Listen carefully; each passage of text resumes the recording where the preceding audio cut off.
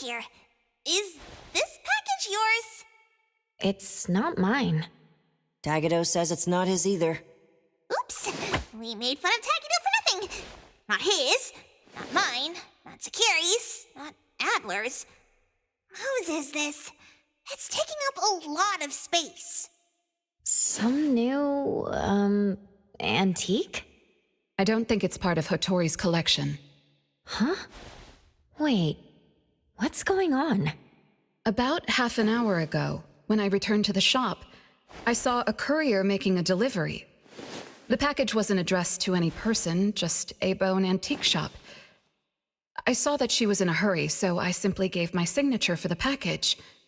I may have made a mistake. Maybe Kiromaru learned how to shop online? Wait, check this out on Bagel. Oh, what is it? Let me see! Mysterious puppets in Hetero. Performance art or terrible omen? Wait, doesn't this look just like the one in our shop? Are they from the same collection? What's going on? Seems that similar puppets appeared overnight in populated areas throughout Hetero. There are 5 of them so far. At first, people thought it was Giovanni's doing, some kind of puppet-themed art exhibition organized by the Dvorak's or something like that. Others thought it was a promotional event for Miss Ellie's puppet project 1,000 Faces, which has been trending. Until someone claimed it was the work of an anomaly that drains life out of humans to make puppets. That's when people started to take it seriously. OP claimed that one of his relatives was a victim, and if the anomaly isn't handled soon, Hetero will become a city of puppets. Is it really that bad? Mm-hmm. Anyway, people are afraid they'll be the next target, and more have been claiming that a certain puppet is someone they know, or even sharing close encounters with the anomaly. BAC has stepped in and urged citizens to exercise judgment, refrain from spreading rumors, and share relevant information to help the investigation. So, the one our shop received is the 6th puppet? Wait, was the puppet still human not long ago? Maybe it's better to get JTF involved. I'll contact the Bureau. Can't even chill this morning. Not all of us can skip beauty sleep and still be beautiful like that woman.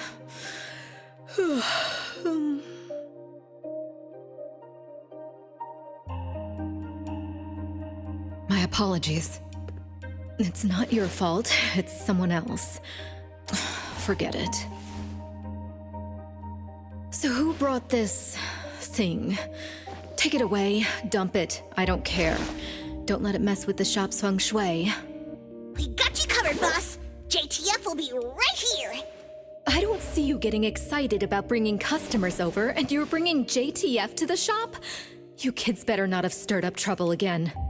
Here's what happened. In any case, we'd like you to come to BAC to assist with our investigation. We'll have to leave the shop for a while. What do you think, Hotori?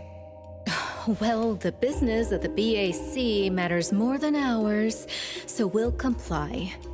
But the BAC will compensate for missed working hours for Precious, Daff, and me. Why am I included? Of course. The BAC will provide reasonable compensation for losses incurred from taking up your time. Boss, I want to come along too. There are no Misties to catch today. The shop isn't closing for the day. Someone needs to handle things until Adler gets back with groceries. Don't blow up the place while I'm gone. All right, you can count on us. Oh. When you're back, make sure you fill me in. Okay. Oh, by the way, we're not taking that vehicle of yours. If the neighbors saw, they'd think A-Bone got busted for shady stuff.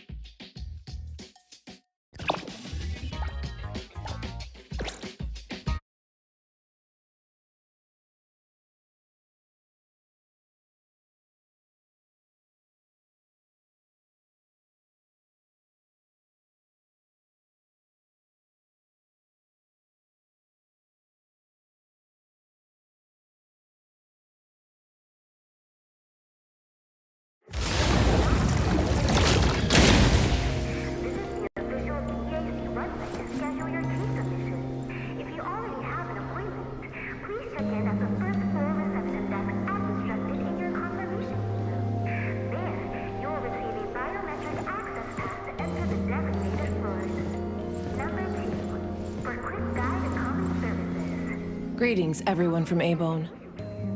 ETD-6 is taking over this case. I'll introduce you to the operation lead in a moment. If Nellie's handling the introductions personally, this must be quite the complicated case. Since there's already online unrest, we decided to assign a team specializing in anomaly crimes and meme anomalies. Anomaly crimes? Those refer to human criminal incidents that involve the exploitation of anomaly characteristics, or espers. So, the Bureau suspects that this isn't the work of anomalies alone. There are more and more divisions in the Enforcement Tactical Division nowadays. The puppet from A-Bone has been transferred to TempCon. Please follow me.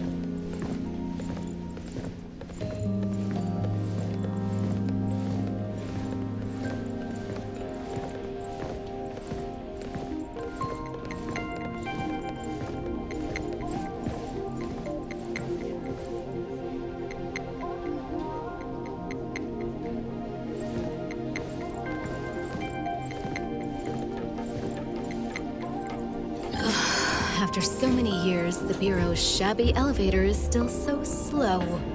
Why wouldn't Alfred spend her budget to upgrade it? She hired so many new employees. Indeed, there have been many new hires after you left ETD. This is awkward.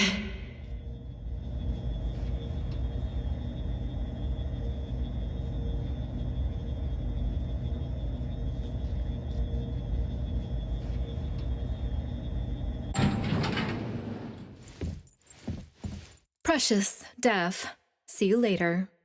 Aren't you coming?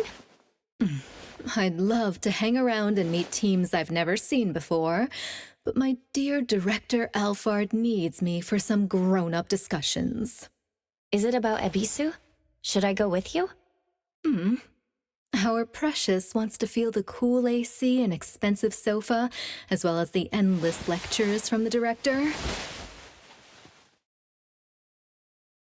She only asked for me, but I'm sure she wouldn't mind another one, especially one who's such a good kid. You mean I don't have to go with you? Don't worry. The containment level needs your expertise more.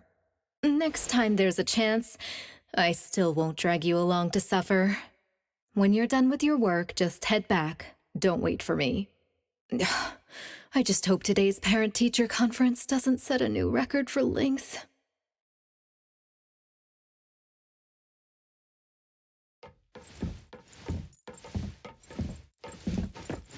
When I first came to the Bureau, Mint brought the anomaly to TempCon here, right? Yes, TempCon manages anomalies and derivatives that we don't fully comprehend. Depending on the situation, they'll either be nullified or transferred to the Seleno compound for long-term containment. We're about to directly contact anomaly derivatives of unknown properties. That said, your safety is guaranteed.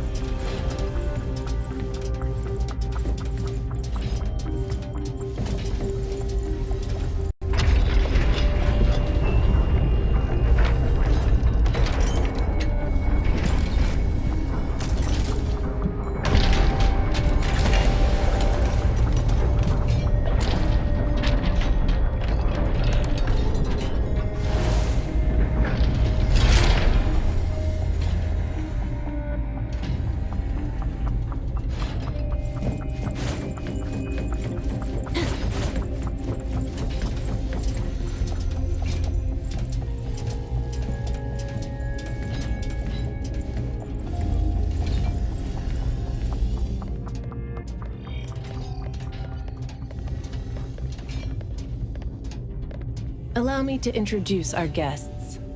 These are anomaly hunters from Avon Antique Shop, Daffodill, who witnessed the suspect in the puppetization case, and the appraiser, who has keen perception of anomalies.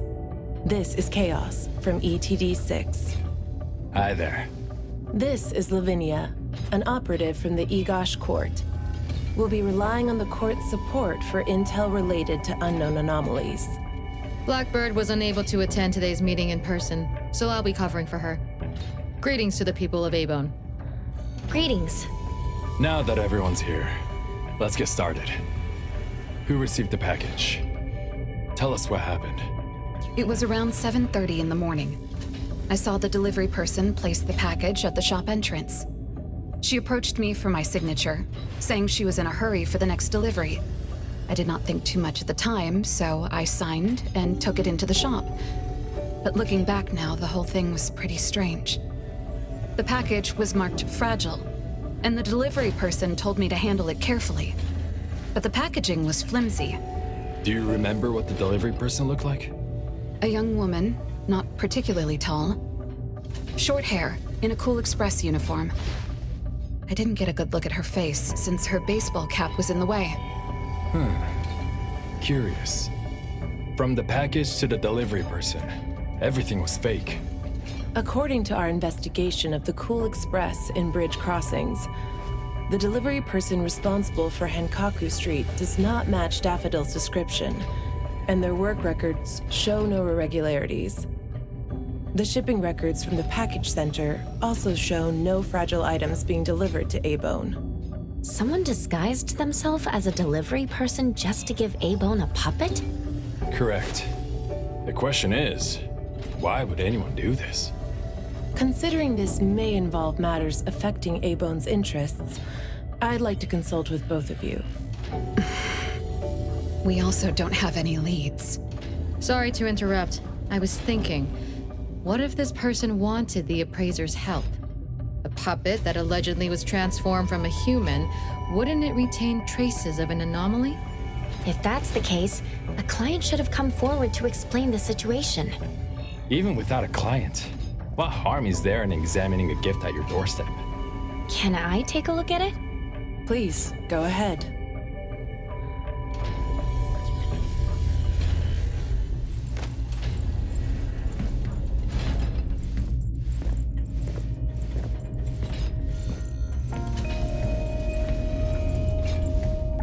A puppet of a teenage boy who seems energetic.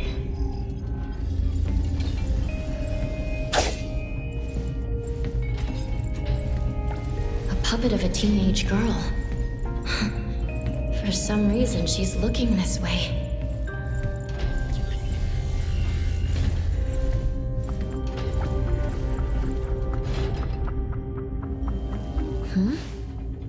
The cards in the pocket?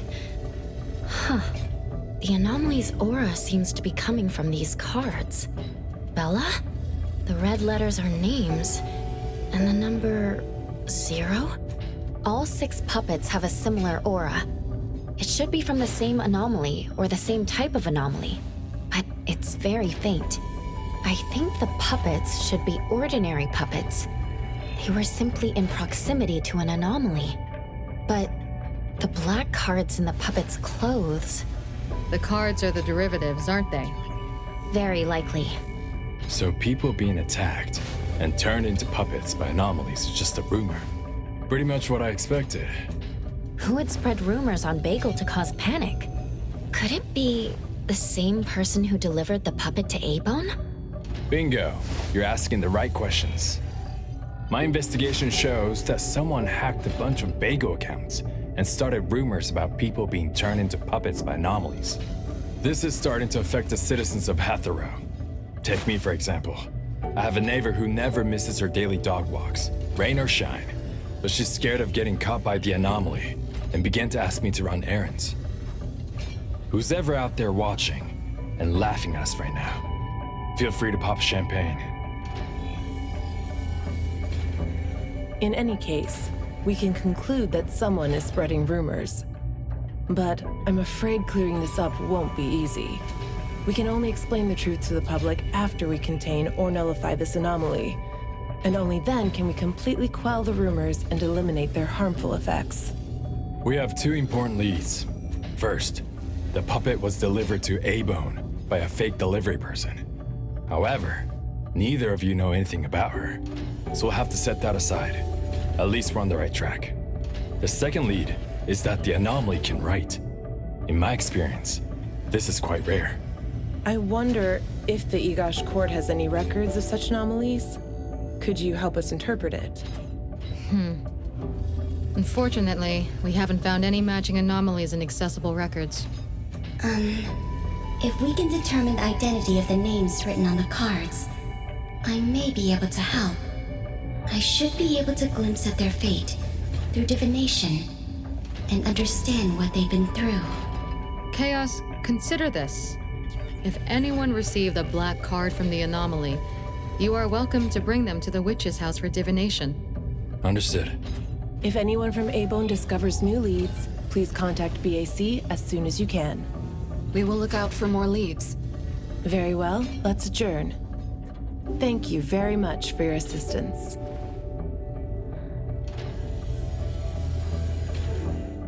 Who could it be? If only I paid more attention to the delivery person. Daffodill, you couldn't have expected this to happen. A-Bone's safety is my responsibility. This time, I left my guard down. Still, it's good to know that no one was actually turned into a puppet. Looks like Otori isn't finished yet.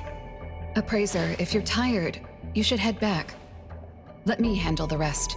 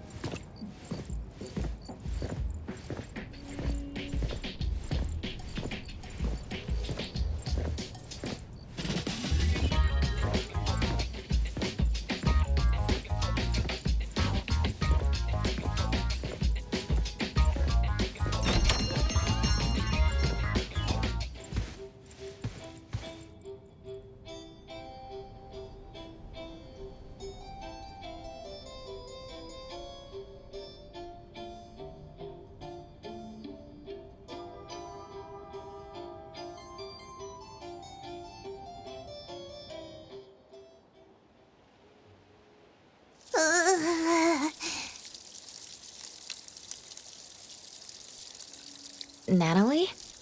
Are you okay? One last spot. Alright. Natalie's special training of watering flowers and horse dance complete. Watering flowers in horse stance? I'm learning from my master. Integrate every bit of training into daily life, using the weight of the watering can to increase the training intensity. How's that? Pretty clever, right? Oh? I water flowers like a normal person. Exactly! To master, this is just normal. My training isn't good enough yet. That's why I keep wobbling around. Just you wait and see how much I improve, master! Of course. Thanks to Daffodill and Natalie, the flowers and plants are looking better. I'll take care of pruning from here. Alright. Delicate work like that really is best left to the old man. Oh, by the way, how did that thing from yesterday turn out? Any updates? We couldn't get anything out of Cool Express. The manager even said that they're going to avoid hiring temps for a while. There goes one of my reliable side gigs. Colucci's funds are running low. Why do you think they're sending puppets to our place in A-Bone? Could it be the anomaly is challenging the Colucci's?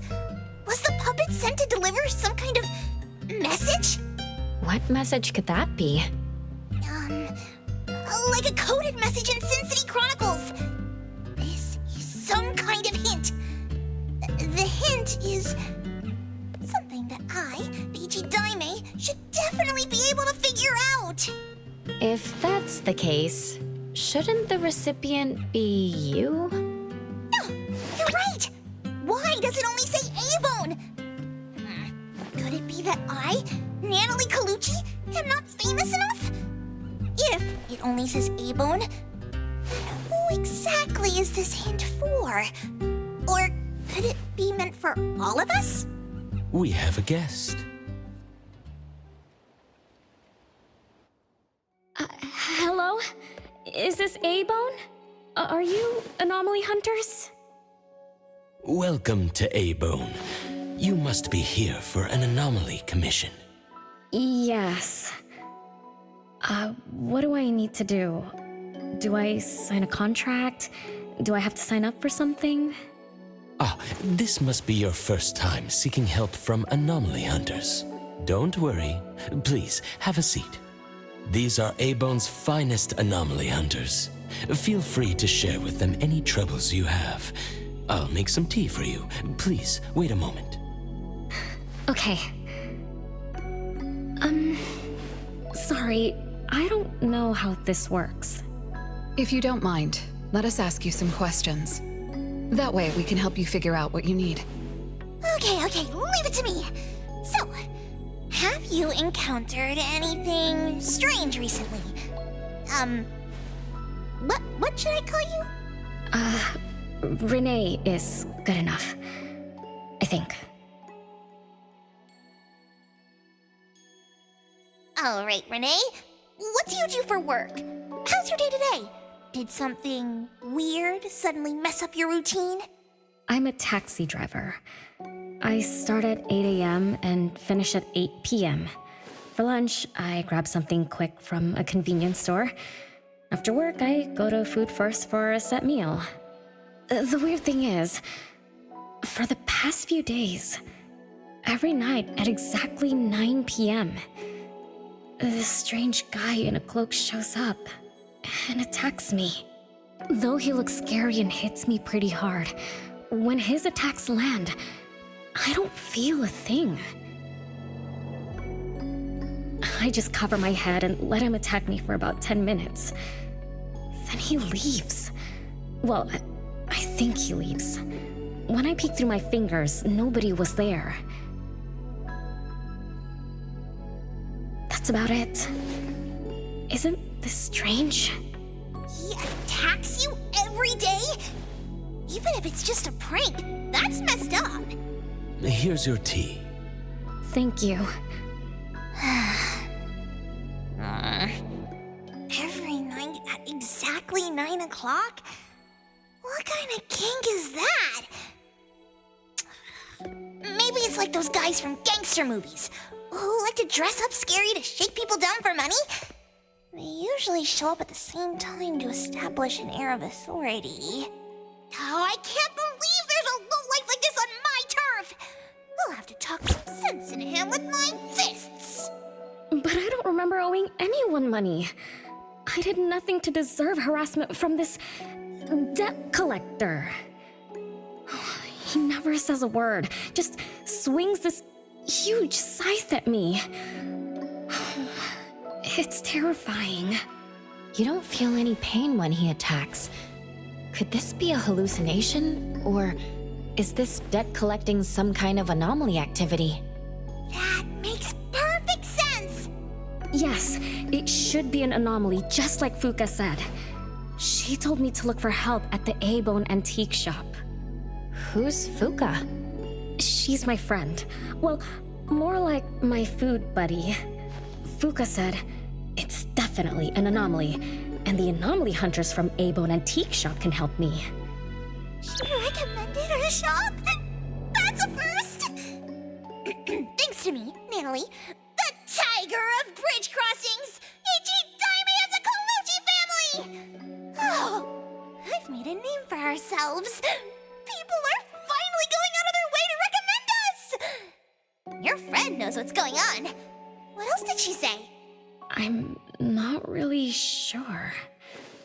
I just know that she said I should get your help as soon as possible. Are there any other strange things going on besides that? It's hard to say. I don't know. Sorry, I don't have a great memory. I only have vague impressions of most things. How about you go ask Fuka? She also saw the anomaly in the parking lot that day. I think. She seems rather scatterbrained. It'd be good to hear what others have to say. It's almost mealtime. Fuka should be at Food First. Shall we? What do you think, Appraiser? Master? This is our first commission of the day. We'll help figure this out and see if there's really an anomaly causing trouble. Let's not disappoint this very tasteful person who recommended us. Let's go take a look. How about you, Master? Huh. Master hasn't worked on a commission with the appraiser yet. Maybe this is a good time to show you my latest training results! Hattori has no plans to go out today. Rest assured, I'll watch over the shop. Very well. Let's head out. Let's go. It's been a while since I had food first. Oh, I'm craving for their hamburger steaks. Hey, old man, we won't be back for dinner tonight. Take care.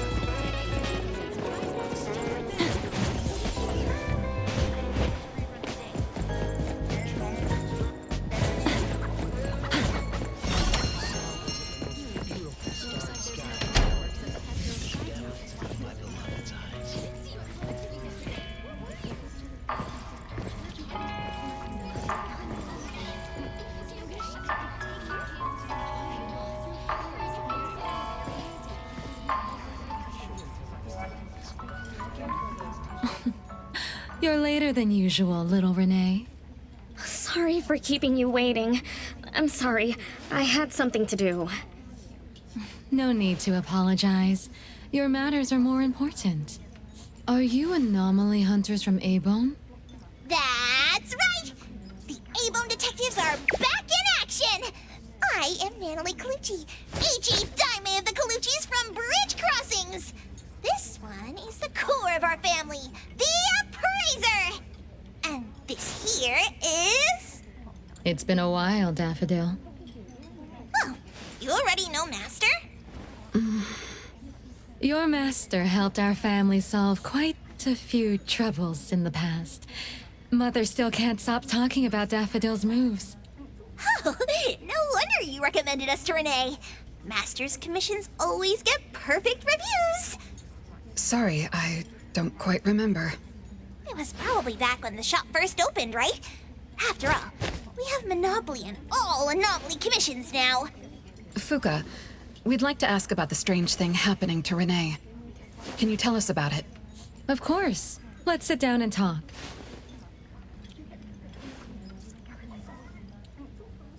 Two nights ago, little Renee and I finished dinner and were about to head home. She offered to give me a ride, so we walked to the parking lot together. That's when we encountered this cloaked person. Cloaked person? Didn't little Renee tell you about it? The anomaly she saw was a strange figure that looked like someone wearing a cloak. Oh, did I really say that? You little scatterbrain, forgetting what you said again. I'm sorry. No need to apologize. But to be honest, I don't know what this so-called cloaked person actually looks like. You don't know? Weren't you there? I was. Renee was walking me to her car, but halfway there, she suddenly crouched down, trembling all over, looking panicked like she was hiding from someone. I asked her what was wrong, but she couldn't answer. She just kept muttering things like, "Don't hit me." Nobody else was around, let alone anyone hitting her. So you didn't actually see the anomaly attack Renee? I did see her curled up on the ground, but I definitely didn't see the cloaked person she described. After about 10 minutes, the kiddo just stood up and asked me to follow her to the car, acting like nothing had happened. Isn't that strange? Are you sure this isn't some hallucination? Like, maybe she ate some weird shroom at dinner or something? I thought she was hallucinating at first, but on the way home, she told me that this weird thing happens every night at 9 p.m. It didn't sound like she was lying. Not a hallucination, only she can see it. Harasses her every night at the same time. With something this bizarre, it's gotta be an anomaly causing trouble. So, any leads yet? Hunters from Maybone? I see. Can I ask one more question? Of course, Daffodill. When Renee was clearly unwell, why didn't you contact a doctor? That's right. She acts like she's nice, but when her friend was in trouble, she didn't seem to be concerned or help her. Well, I was worried something might be wrong with her, so I told her to go to the hospital. But the girl insisted she was fine.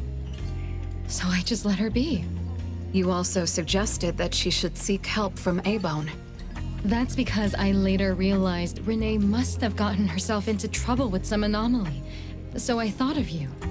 Wouldn't it be better if you experts helped her instead of having an amateur like me mess around? Daffodill, you may be thorough, but you always get obsessed with details. Same old habits. I'm the one who told Fuka that I was okay. Really, I'm fine. It didn't hurt at all. It's just that the anomaly was scary. Thanks to Fuka for explaining everything that happened. I'm not so good at that. I feel like I don't really know what's going on. We've been talking for so long, we almost skipped dinner. I'll buy everyone food tonight. Take a look at the menu. What do you want, Fuka? Same as usual.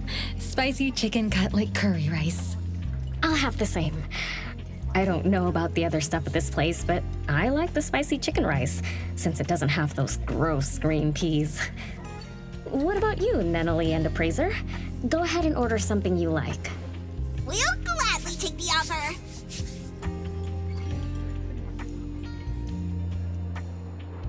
It's 2 minutes before 9 o'clock. According to Renee, the anomaly will appear in the parking lot right on time. I wonder if we'll get to see that cloaked person show up to collect debts. From what Fuka said, not everyone can see it, right? Or maybe ordinary people can't see it? It might not be a weirdo in a cloak either. After all, she's a bit scatterbrained. She could have gotten it wrong. There are many anomaly hunters here to protect you today. No need to be afraid.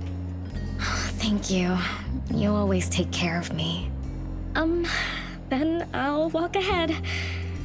I'll show up soon.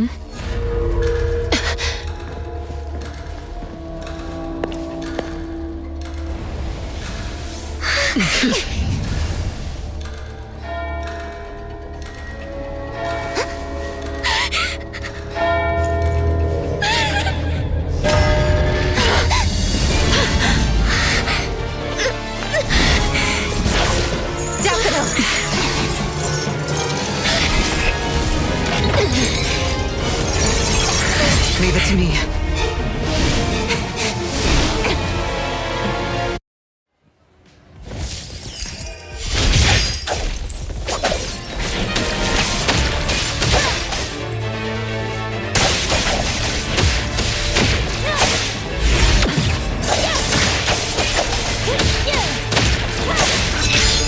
Be careful.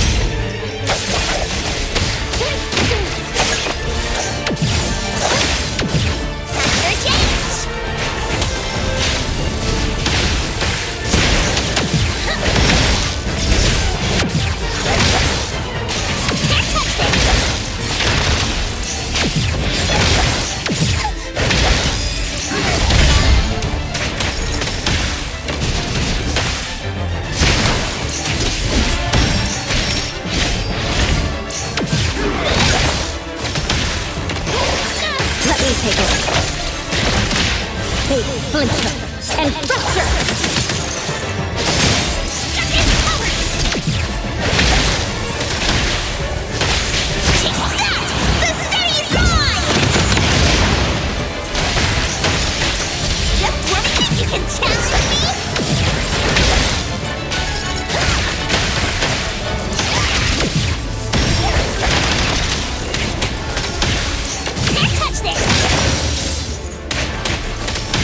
Nice work. Nowhere to hide.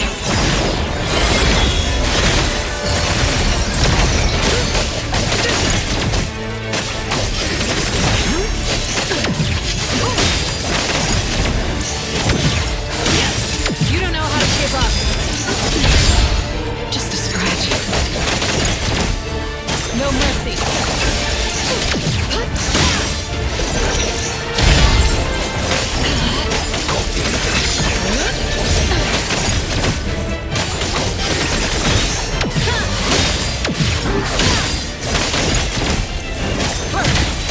Your moves are sloppy.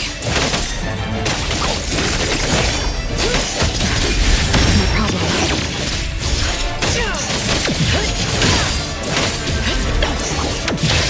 Thousand eyes, awaken!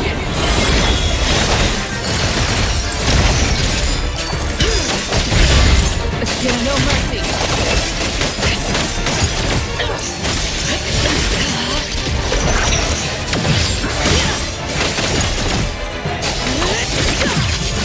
Trust me.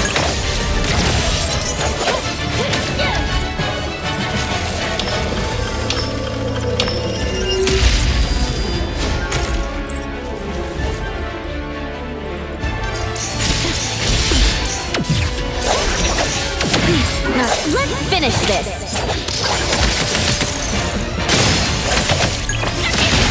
Underboss, it's our turn.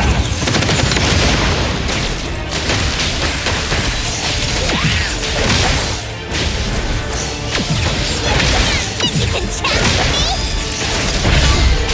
Wait, arrogant.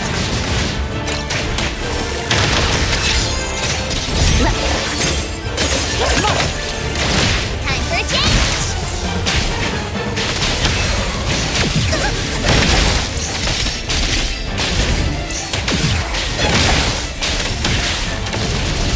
Watch me go! Can't touch this!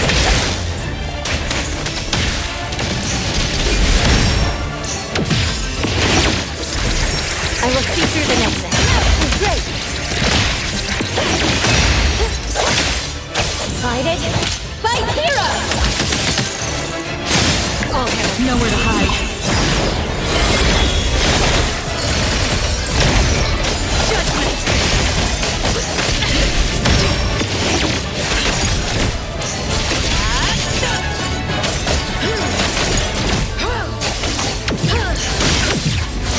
You don't know how to give up.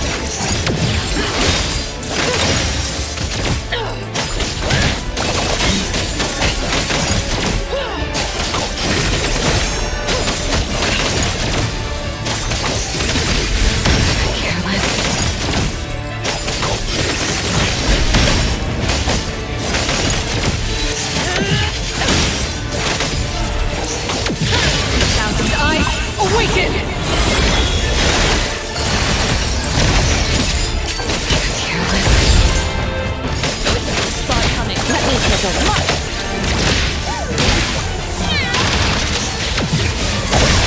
Let's finish this!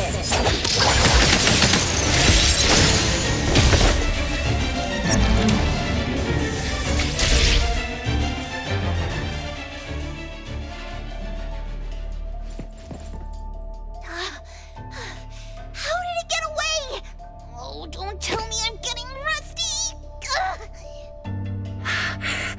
Stay away. Stay away from me! Are you okay? Don't worry. I drove away that debt collector. Everything's okay now. Did the anomaly drop that thing on the floor? Renee. And a series of numbers on the back.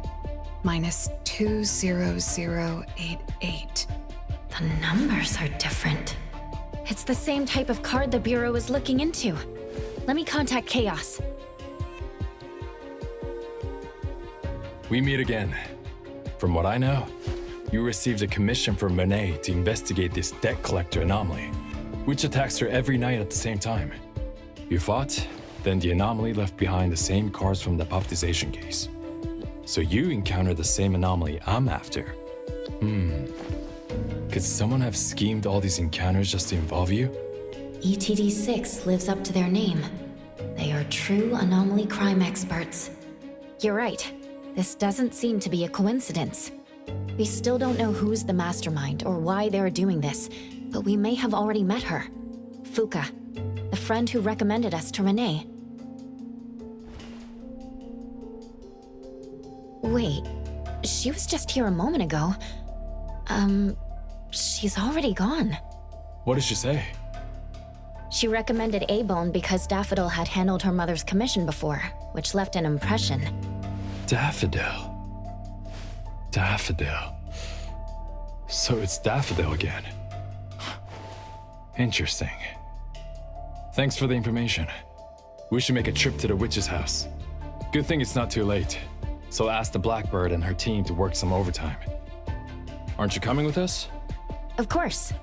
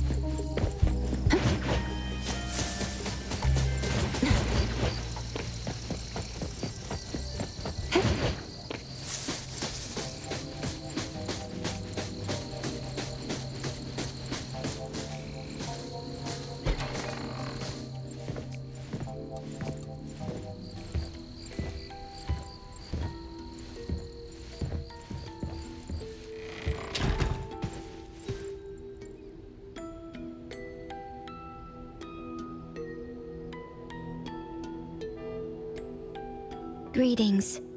Welcome to the witch's house. Hello. Sorry for disturbing you this late. Good evening. This young lady was attacked by the puppetization anomaly tonight. Huh? Wait, what anomaly? The one that turns people into puppets?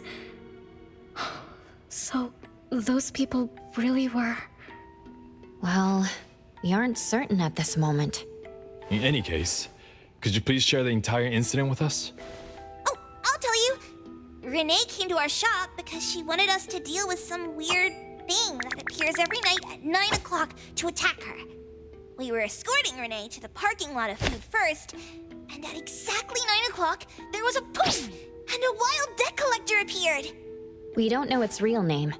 Natalie has been calling it the Debt Collector. That's right. It was swinging a huge scythe at Renee. I don't know if my eyes were playing tricks, but the scythe went through Renee's body. I was worried. I think I saw that too. Luckily, the appraiser blocked its weapon. Then, they started going at it, trading blows and stuff. But the fight didn't last long. Oh, I was just getting started when he ran off. Do any of you remember how long the fight lasted? 10 minutes sharp. And afterwards, did you discover that the anomaly left the same kind of card for Renee? We did. Appearing on time, disappearing on schedule, and leaving similar cards for the victims. This debt collector might be a type of rule-based anomaly. Rule-based anomalies usually follow predictable patterns. They also have a complete set of rules in their domains. For example, if any of you were to enter the anomalous realm it creates, you wouldn't be able to get out easily. Instead, you'd have to follow its rules. Some rule-based anomalies symbolize rules themselves.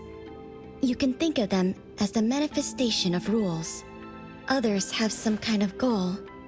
In such cases, nullification is extremely difficult, and conventional containment methods have proved ineffective. No wonder it got away. Is Abisu's security anomaly also a rule-based one? Nantani is its name, right? It is. So, the key is to understand the rules and master them before we can nullify or use them to our advantage. And someone beat us to it. Figured out the debt collector's rules, set up the whole thing.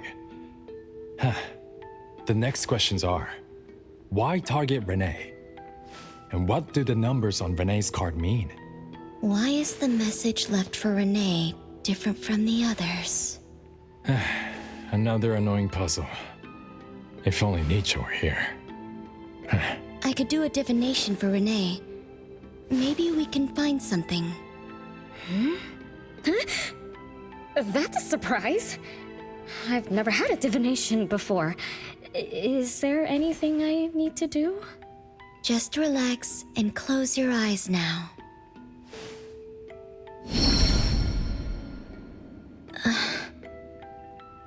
Oh, lost child of fate. Your tomorrow is trapped in blankness. Wait, what? What trap? What blankness? I thought divination is about tomorrow being lucky or a sunny day.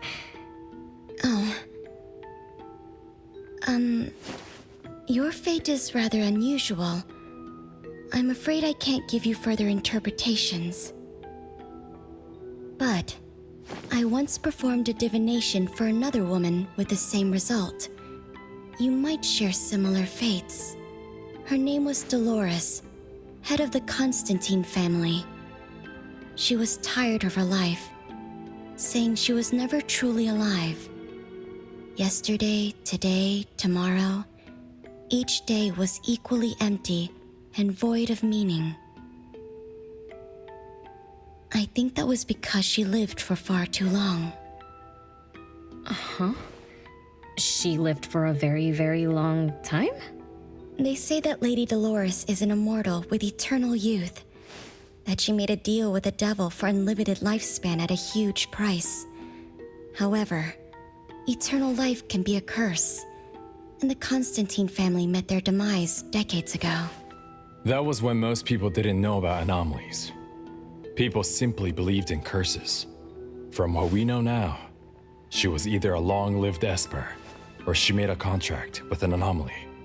Lady Dolores told me that she is one without heart, which is the truth about the curse of immortality. No heart, no bonds, no attachments. Alone, her memories of the past grew dim through the years. Neither does she pay attention to anything happening around her. All she had was a numb void. But she still yearned for lasting companionship and loyalty. So she sought divination from me to find a way to change things. Perhaps because her future extended indefinitely, with no end in sight. All I could see was blankness. Were you able to help her make a change? If I remember correctly, I told her, if you want something, you must first give. I'm not sure if this helped her, but I remember her face when she left. She seemed more at ease. Both that lady's divination and mine resulted in blankness. Maybe that advice applies to me too? It's just a reference. You could see it as a fun story. It's enlightening, but it doesn't help much with the issue at hand. It's getting late. Let's call it a night. Thanks for all your help. Miss, let me escort you home. Okay. Thank you, Chaos. Blackbird, thank you for your time. We'll head back now.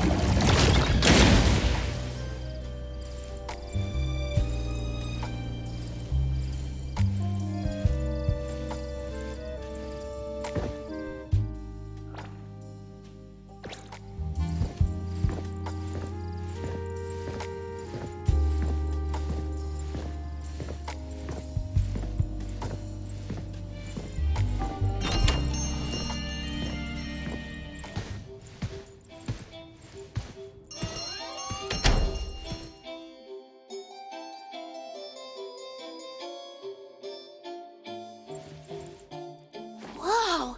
It's already so late! Today was a lot of work without a lot of results, huh? A rule-based anomaly, weird messages on a card, then some story from way back. There seem to be a lot of clues, but there isn't a way to connect them together. They must be related. What could be the missing link?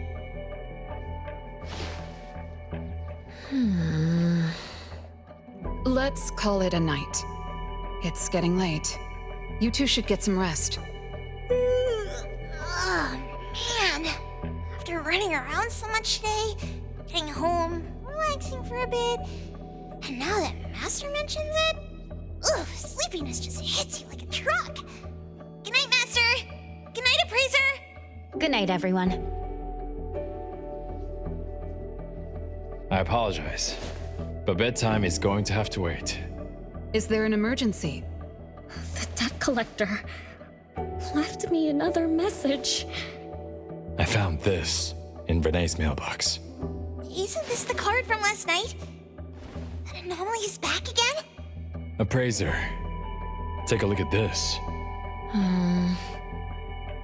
Renee's name and an address? It looks like an ordinary card. Did someone try to copy the card's style? They need to have seen the original to make such a convincing copy. That narrows down our suspects. You mean Fuka, who witnessed our battle with the debt collector last night? And the person who delivered the puppet. Don't you think they're working together? They sent Renee a formal invitation and are waiting for us at the old Constantine family estate. That address belongs to the now defunct Constantine family. Renee, are you somehow connected to the Constantine family? I knew last night's story was different. I don't know. I don't remember. I'm just a taxi driver who's always been alone. How could I be connected to some strange family? Oh, I'm sorry. I'm not helping. All right. We just have to find someone who has an answer. Let's go. Wait, don't go yet. This is Abone's commission. Daffodill must come along. Others can join us too. I don't have stupid rules about not getting others involved. Master, the appraiser, and Natalie Colucci. The mystery of the debt collector is about to be revealed!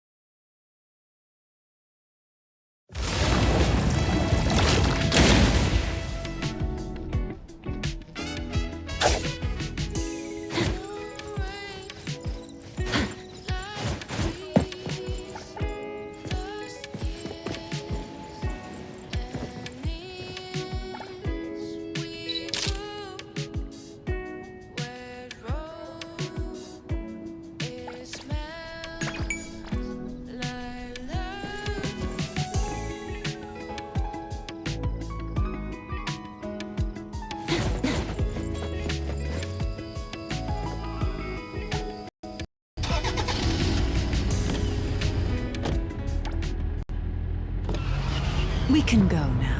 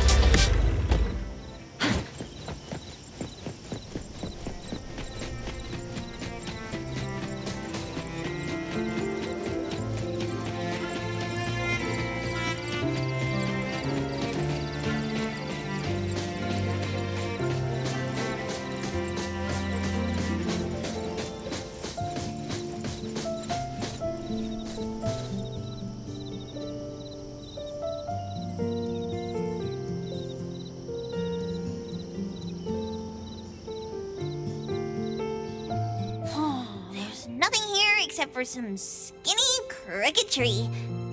How is there nothing else? Was there really a big mansion here before? It's a cherry blossom tree. I didn't notice before, but wow. It's grown so tall already. The branches might be thin, but they're sturdy. Natalie, do you want to climb it? Me? Climb the tree? Now? Let me see if there's a good angle to climb. It's been a while. I'm not sure if I can do it. Or maybe it's because I was smaller when I was a kid. I could just hop and reach the top. But now... maybe it's better not to try. Why are you all looking at me? I'm sorry. My bad. This isn't the time to be fooling around. Let's have a climbing competition after we solve the mystery. Let's get back to the case. Renee said she's been here before, specifically when she was a kid, and that she used to climb this cherry blossom tree. You are connected to this family after all. Did I just tell you all of that? Yep. You said you climbed this tree when you were a kid. When you were a kid. Back then, I climbed all the way to the top of the tree, wanting to pick the prettiest cherry blossom for my sister. But it was so tall, and I was too scared to climb down the same way. Luckily, someone caught me. Huh? Was it my sister? Or Mom?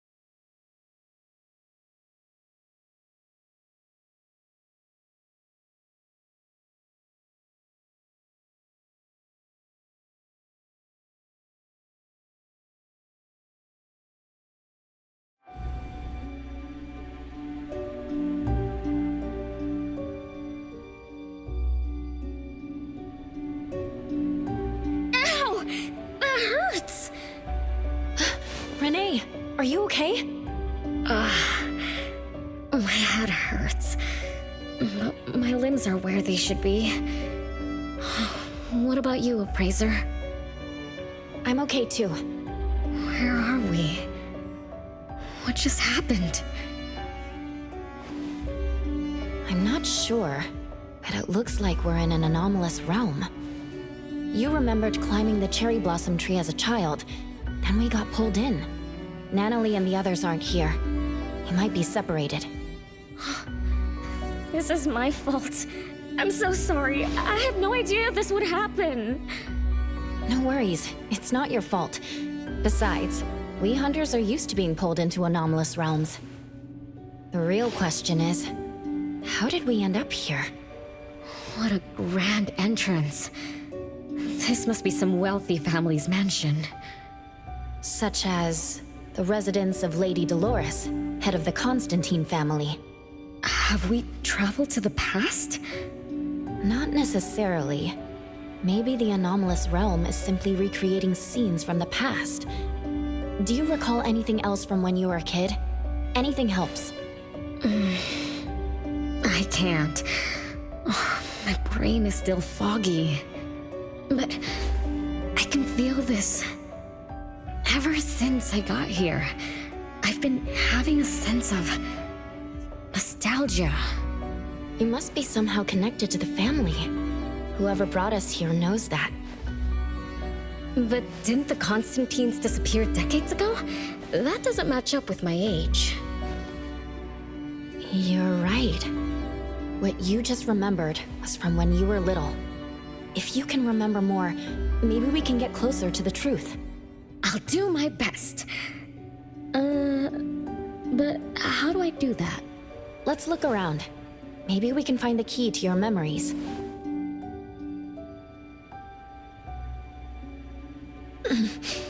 Strange. It won't budge. I'm feeling rather shut out. Is this really a door? It feels so strange. Maybe it needs to be opened from the other side? Maybe. Let's check over there.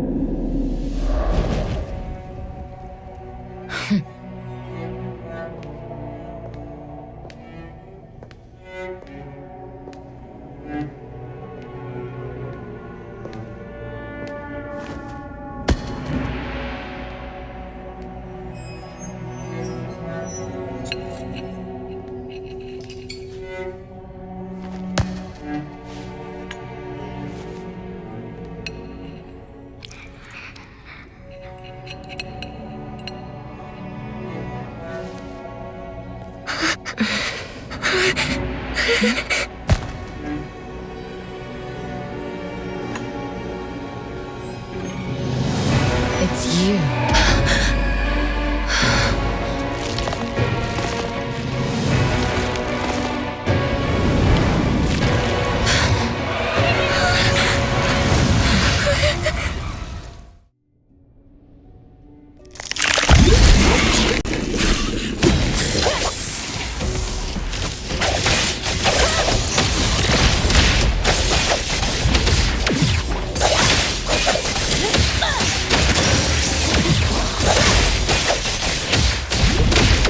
Not too difficult.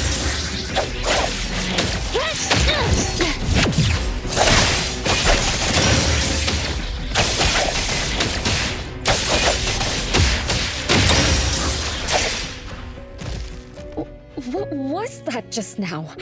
Something from the past? A family sitting around the table, getting ready for a meal. Is this space replaying events from the past? How strange. It's like watching a movie. That's called a reenactment of the past. But did I just upset them? They don't seem too happy to see me. Don't worry about that. Anything can happen in an anomalous realm. In fact, hostile anomalies are rather common. Do you have memories of what we just saw? It somehow feels familiar, especially with the person who lit the candle. But, I'm not sure. That lady. If she's from a memory, how could she make eye contact with us, who are in the present? Am I just overthinking? 1 o'clock? It's 1 o'clock already? Bell chimes? When the debt collector appeared, it also sounded like this. Could this be related to the rules it follows? Let's go check the entrance hall.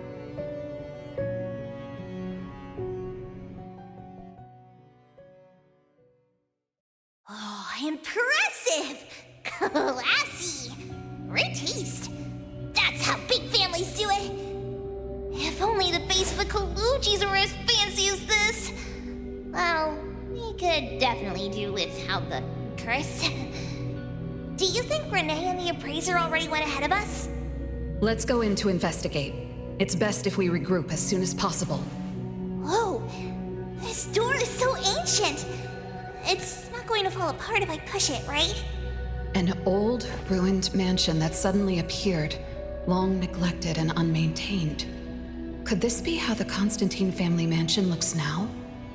The desolation we just saw could be an illusion to hide this place. That makes sense. And then Renee dispelled the illusion. She must be part of this family. In other words, the master of the family returns. An old mansion abandoned for decades. I better be careful. I won't be able to pay for damages if I break anything historical. Yeah, we're inside an anomalous realm. Be careful. Alright then, let's be gentle. Hello there!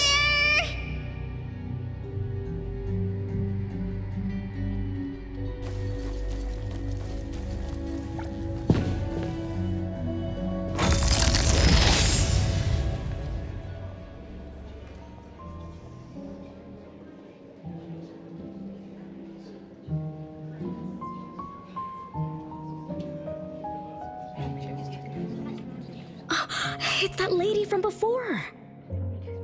Excuse me. Sorry. Wait a minute. Were you talking to me? She just walked away without responding. I'm so confused. We can talk to people from the past? It's like an interactive movie. No, wait. It's more like a stage play. Maybe we're also on the stage. Are we the audience? Or are we unwitting participants? Let's just say we're on the right track. You could try talking to the one who just lit the candle. Ask about how things are going. That lady. Oh, there she is! We'll have to squeeze through the crowd. It's going to be tough. Why are there so many people here? Are they having a banquet, salon, or something like that? Before I talk to that lady, should we talk to the other guests first? We can figure out what's going on in this mansion. That's a lot of people, though. When I drive a taxi, I don't need to speak to more than 2 or 3 passengers. No need to push yourself. Want me to handle this instead? Appraiser, you've done a lot for me. I have to step up. Besides, this is the first time I want to figure things out. These are probably things I never should have forgotten.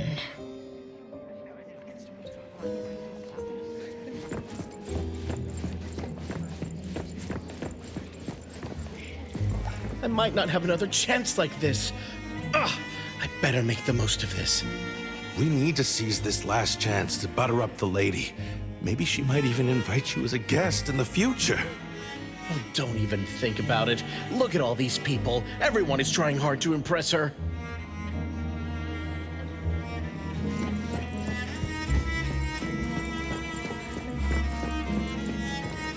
Which family does that young girl with the white hair belong to? How come I've never seen her before? That should be Bella, the eldest daughter of Lady Dolores. She is the organizer of this farewell banquet. Her daughter is already that grown up? She doesn't look that much older than her daughter. Shh, keep it down. You know that woman is cursed. What a shame. I was hoping to introduce my brother to Bella.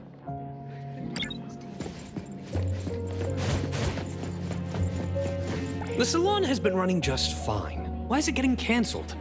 Apparently the lady wants to focus on family affairs, so she's withdrawing from the social circles of the nobility. Such a shame. Dolores has an amazing chef and the finest wine I have ever had the honor to taste. Dolores is also the most gracious hostess. Always generous when she lends out money.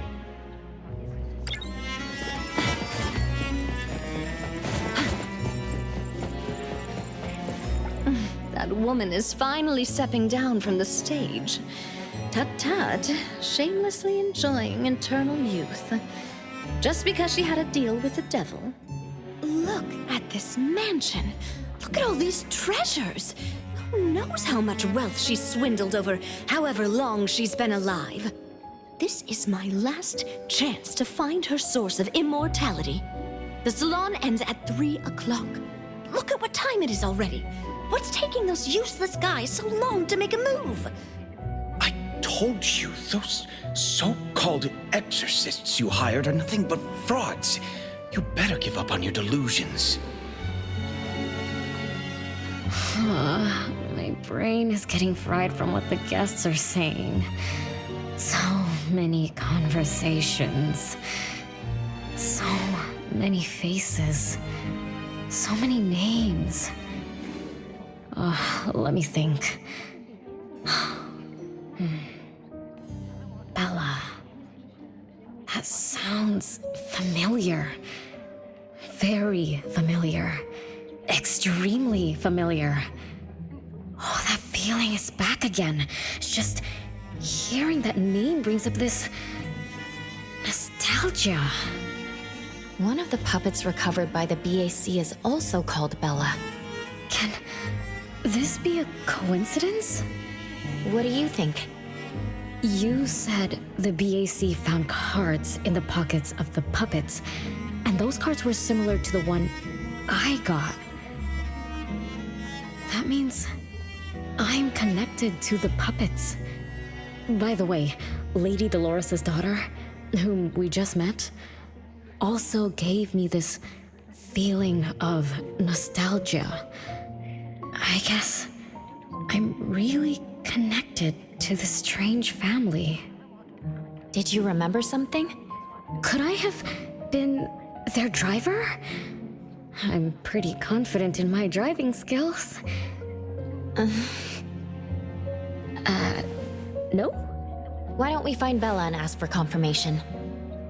That's a good idea. I want to talk to her too.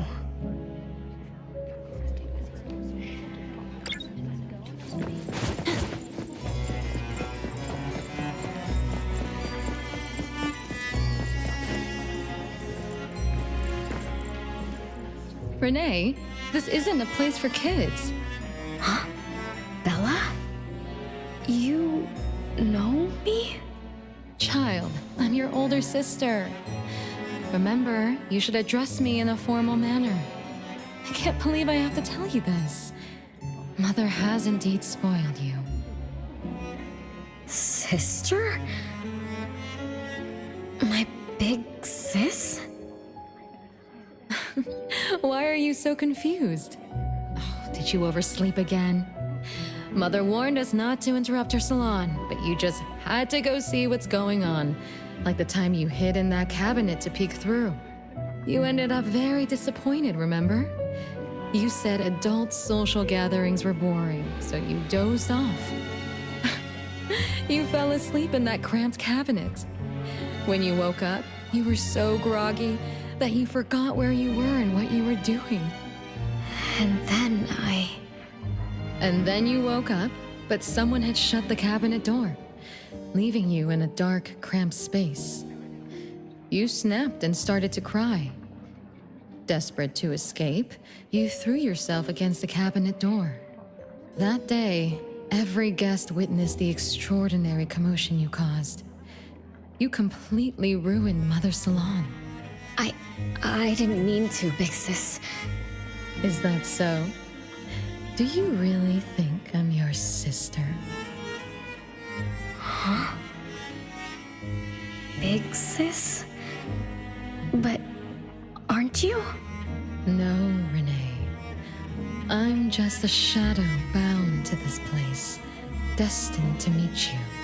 Though you might have forgotten or abandoned us. We've been waiting for you all this time. We've been waiting to relive these moments with you.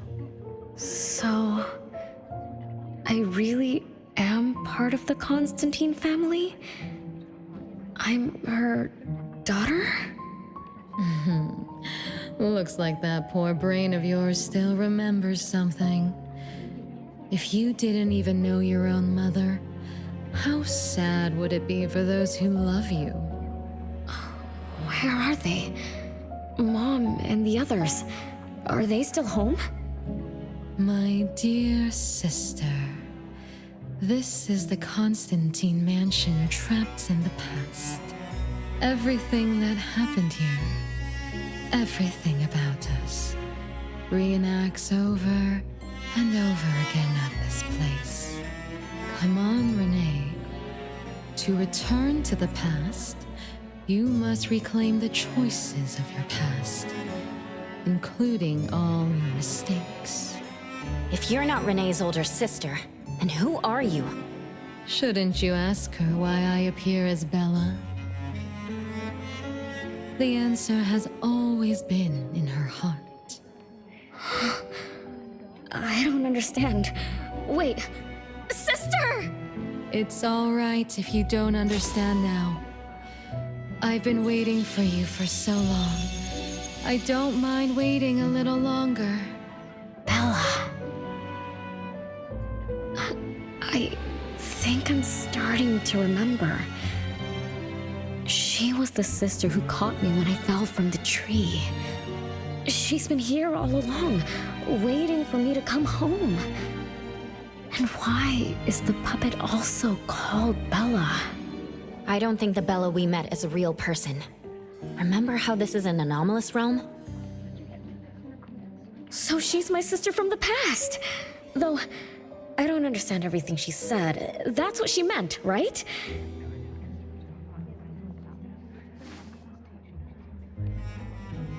Then I really am part of this family. Didn't this family disappear over 50 years ago? How could I... How about we ask Lady Dolores? My mom?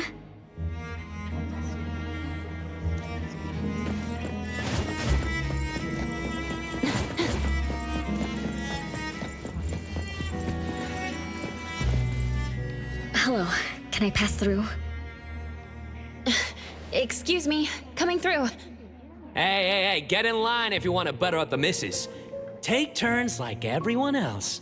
You're not the only ones who need something from her. Dolores is far too kind to you commoners who are uncultured bumpkins with no etiquette. Do I need to remind you about what first come, first served means? I don't think we can squeeze through. These guests aren't very friendly. There was one bell chime when we came in. The salon started at 1 o'clock. If this scene closely follows how it played out in the past, they should leave as soon as the salon ends. We should be able to approach Lady Dolores then. Oh, good point. Thanks for coming up with a plan. I couldn't have done this alone. When does the salon end again? It should end at 3 o'clock. So we wait until the clock chimes 3 times.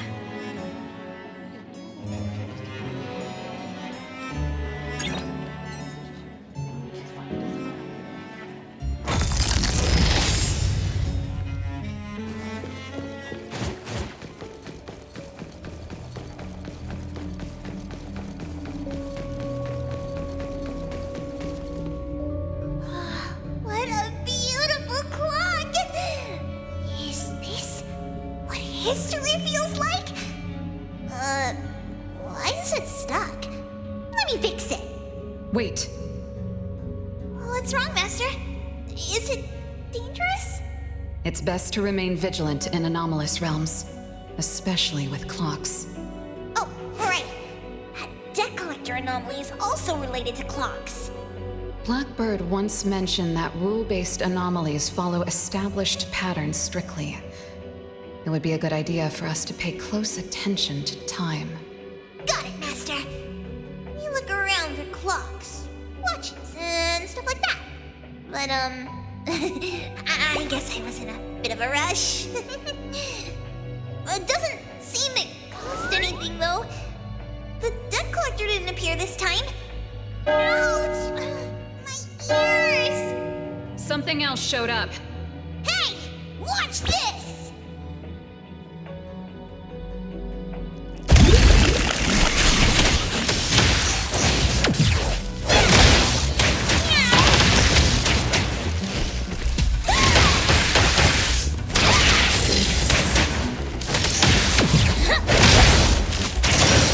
You can challenge me? Nice work. It's 3 o'clock now. The debt collector collector shows up every night at 9 o'clock to attack Renee. Until then, let's try to figure out what rules the debt collector follows.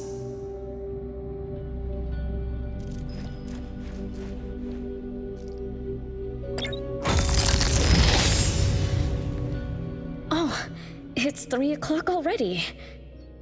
As you expected, all of Lady Dolores' guests have left. Whew, I'm going to see Lady Dolores now. Take it easy. Don't be so nervous. I'm here with you. Okay, deep breaths. Deep breaths.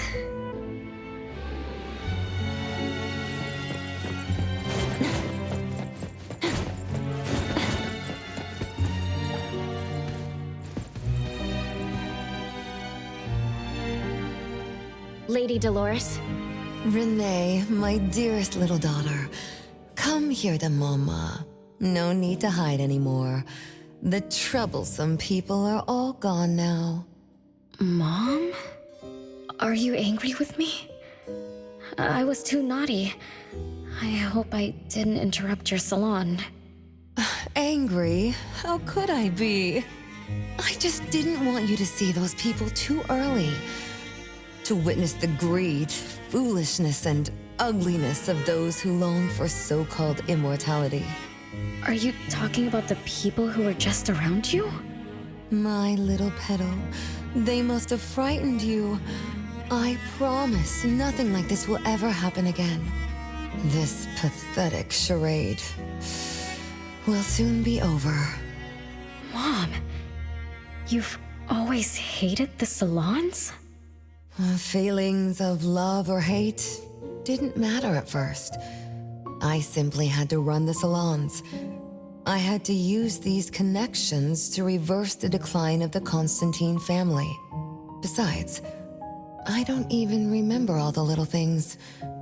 But even though my goal was fulfilled long ago, these salons kept going, one after another. Perhaps they weren't the only greedy ones. I was too. I was too young and too foolish. I mistakenly thought gathering them under this roof could bring me some comfort. However, they were nothing but a bunch who envied the family's reputation, coveted the wealth in this mansion, and lusted for so-called eternity. After a while, I came to see them as nothing more than greedy beasts, scrambling for scraps and pandering jesters making fools of themselves. I guess they sufficed as entertainment. I don't get it. It's okay if you don't understand. Mother promises that you, my little petal, will never need to understand this. These troubles will never bother you again. Mom, are you not hosting salons anymore? Whatever I sought in those salons was a mistake from the start. I must correct this mistake. And the catalyst for that change is you, my dear. My little petal. Family is what matters most. You are the most precious gift in my life, as well as the very source of meaning in my stagnant existence. Whatever time we have left, we must treasure every moment together. From now on, as long as I'm with you, as long as our family lives together in harmony, a moment of happiness with family is worth more than an eternity in solitude, even if it's just for a brief moment. Mom, wait! Little Renee, what would you choose between an eternity in solitude or a moment of happiness? Big Sis! You appeared out of nowhere. That was spooky. Oh, wait. What did Mom mean? And the rumors about the family. Is Mom cursed with eternal life? But how can eternal life be a curse? Isn't it great to live forever? So that's your answer. Well, having something is better than having nothing, and having more is better than having less. Right? Like, if you have endless time, couldn't you do as many things as you wanted? If I had eternal life, I wouldn't know what I wanted. And I wouldn't know what I could do. I wouldn't even remember what I've ever done. This is my life right now. All this time. What have I been living for? Days with nothing to do. With no meaning. And with no end in sight. So that's why it's a curse. Poor Petal. It seems that even after forgetting us, you still haven't found what you desired. Or was the kind of happiness you were looking for nothing but drifting through life in a daze, barely conscious? No, I didn't forget you on purpose, Big Sis. It's not like that. Little one, you self-contradict and don't act as you say. But I believe you, because you've already paid the price. Just like your first answer, you made a choice before.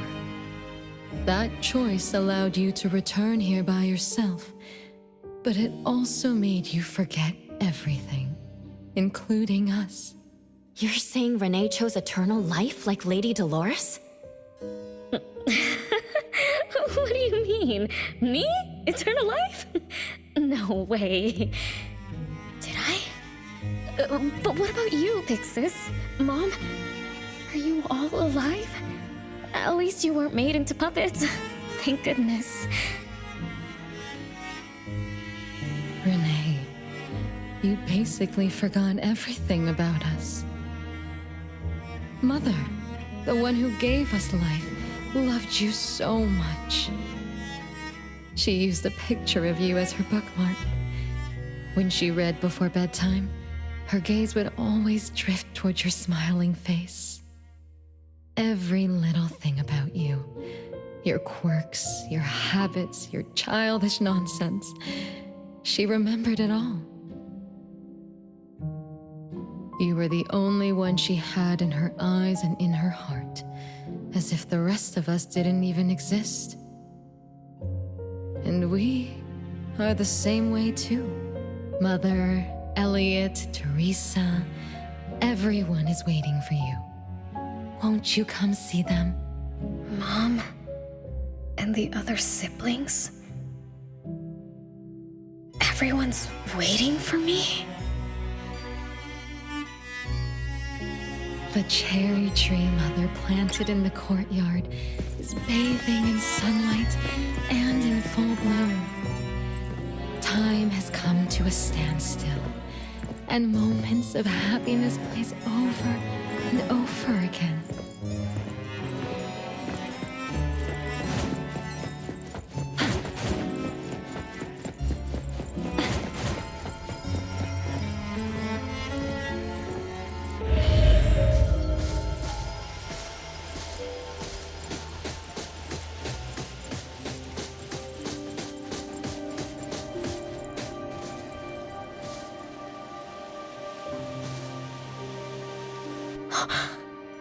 It's the same tree from before.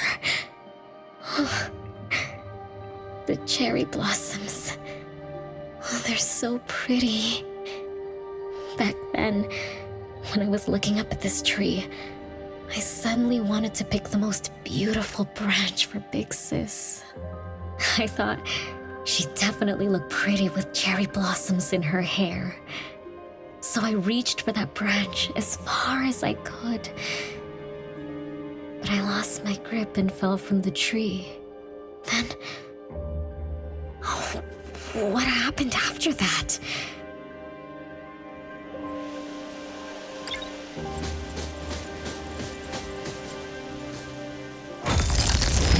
This is the crooked tree we saw when we first got here. The flowers have withered. just like the fate of the Dolores family. Be careful. Looks like we're not the only ones here for the flowers.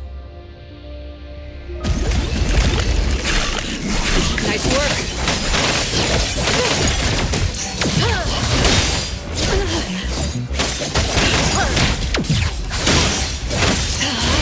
Your moves are sloppy.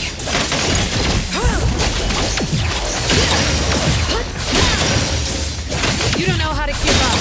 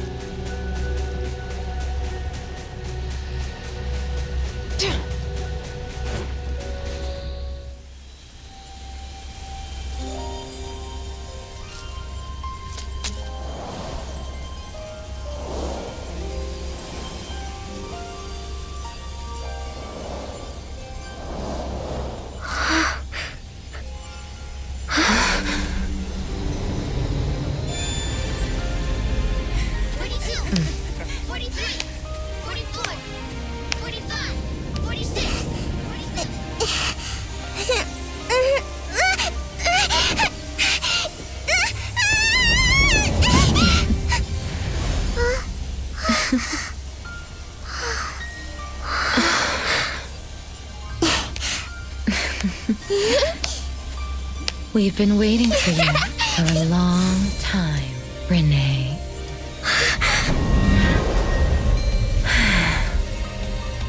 Do you remember the reason we were born? And the purpose we must serve?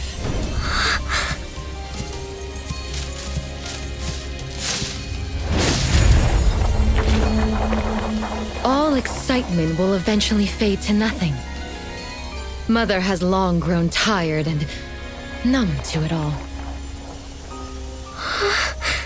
After enduring long and lonely times, a wish began brewing in her heart. We thus awoke to the blazing call of Mother's heart and came to her side. We swore with our very existence that Mother would never be alone again. Surrounded by her children, Mother found the companionship and happiness she had longed for. But she didn't stop. She kept yearning for more. Because we weren't able to satisfy Mother's deepest wishes in her heart. However, our mother's wish was never fulfilled, and that day will never come.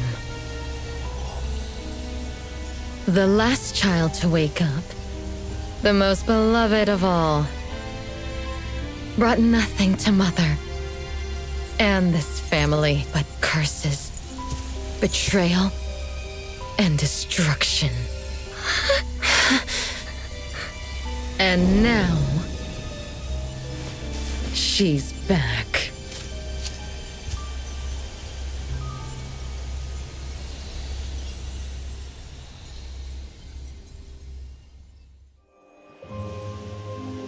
Do you remember about the time our family spent here? From the very beginning, we were just wooden puppets sleeping in Mother's box. We opened our eyes in response to her deepest wishes. We answered her calling from the depths of her heart. Teresa, Elliot, Yvette. One by one, the children woke up and gave everything they got to put a smile on Mother's face. Those names are the same as the puppets found by the Bureau. This was Mother's miracle. She gave life to the wooden bodies of her puppet children. All of us shared Mother's gift of eternity. In return, we brought her laughter and companionship. The happy times seemed to last forever. But Mother still felt lonely. She was still yearning for more. As long as Mother's wish remained unfulfilled, more children would continue to come to her side. And you, little Renee, are the last child to receive her favor, and the one she treasures most. So, we used to be puppets, and I woke up because of Mom's magic. That must be the Esper ability of Lady Dolores. Our existence, our calling, and our purpose. Everything was dedicated to Mother. Thank you for helping me remember all of this, Big Sis. Unfortunately, you abandoned all of our duties. You betrayed us and committed an unforgivable sin. Sin? I don't get it. You forgot your family. You even forgot the sins you committed. But that's okay. I'll make you remember everything. That's exactly why I am here. The sin is recorded on Mother's registry in the study. Won't you go see for yourself? You could give us a better explanation. Everything started because of you. My ignorant little sister. Oh, wait a minute. Don't leave me, sis!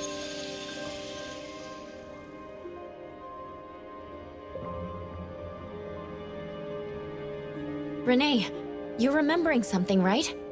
Just like what Bella said.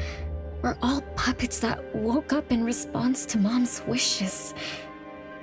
We exist to keep Mom company. I remember many, many things now. I had tea with my siblings. We also played hide and seek at home.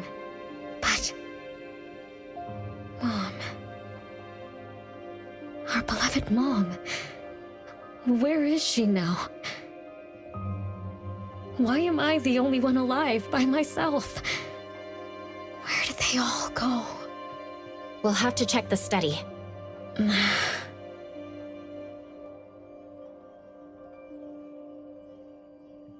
What's going on? I have no memory of that place, but I feel scared. There is something in the study.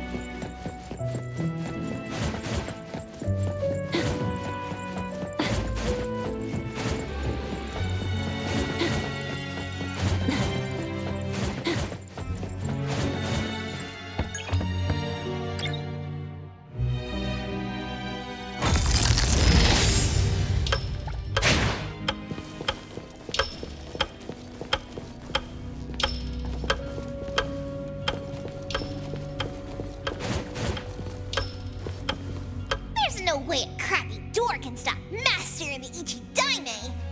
This is the only locked room in the whole place! I smell secrets! Do not let your guard down. Be careful. Yes, Master! Another grandfather clock? Ugh, either Lady Dolores is a clock nerd or this anomalous realm is related to the concept of time. Something feels off. Let me look closer. Wait, Nanalie. It's the anomaly that attacked Renee. I think it doesn't want to hurt us. We're not its target. Renee is. What was that thing about rule-based anomalies again? It follows rules. It only starts moving at exactly 9 o'clock, and its target is just Renee. You're right. Even if we attack it now, it'd likely be as futile as last night. If if Blackbird is right, it only nullifies itself after completing its mission. It's getting closer to 9 o'clock. We need to find Renee as fast as we can. I don't know where everyone else is. I hope she's not alone. Let's search the area first.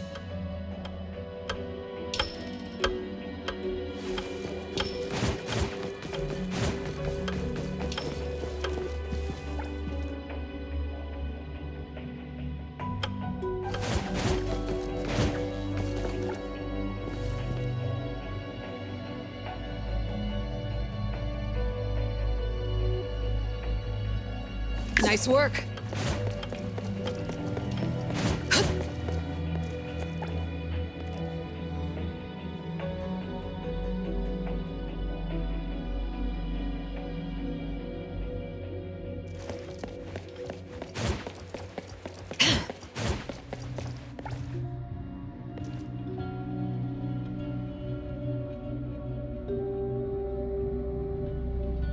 With so many siblings around, the house must be crowded, right?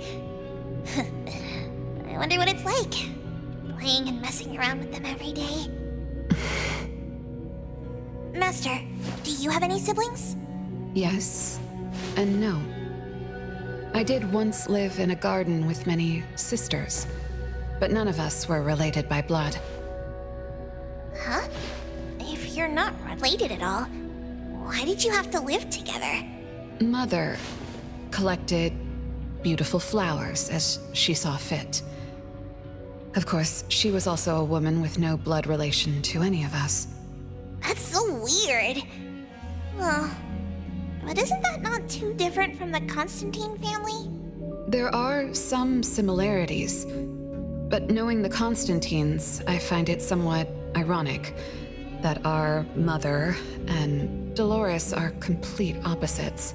I can sense Lady Dolores' sincere feelings as she cared for her children. Though they are puppets, she treated them as real children.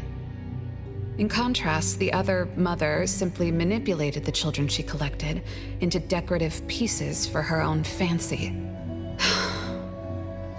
Master, I don't know what was going on, but I'm glad that you got out of the garden.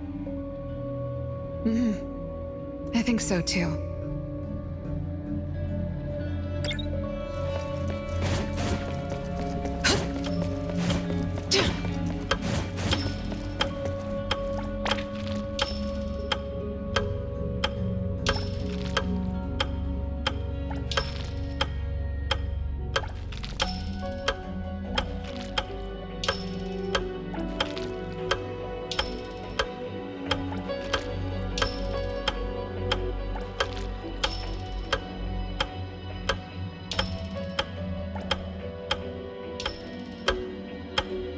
Chances are, Lady Dolores has met her demise.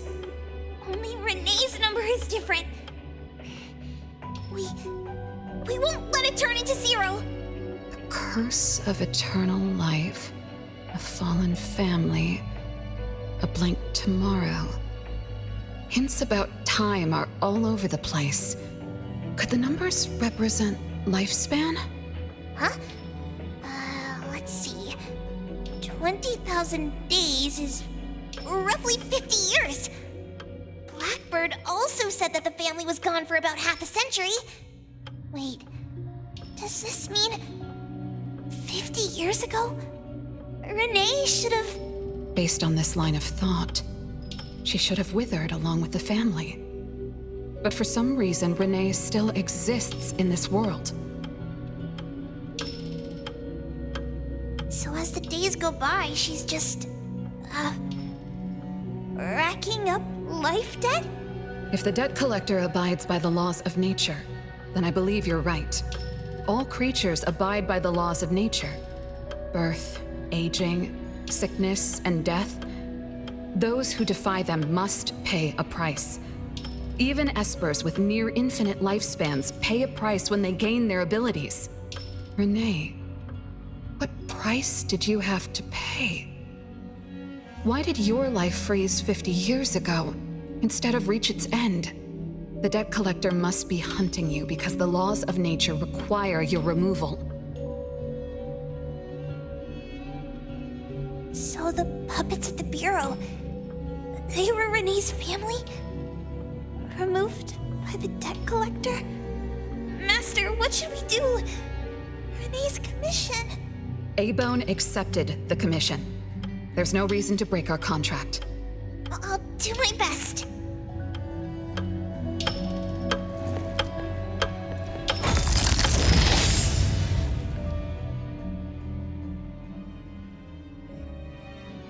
You know?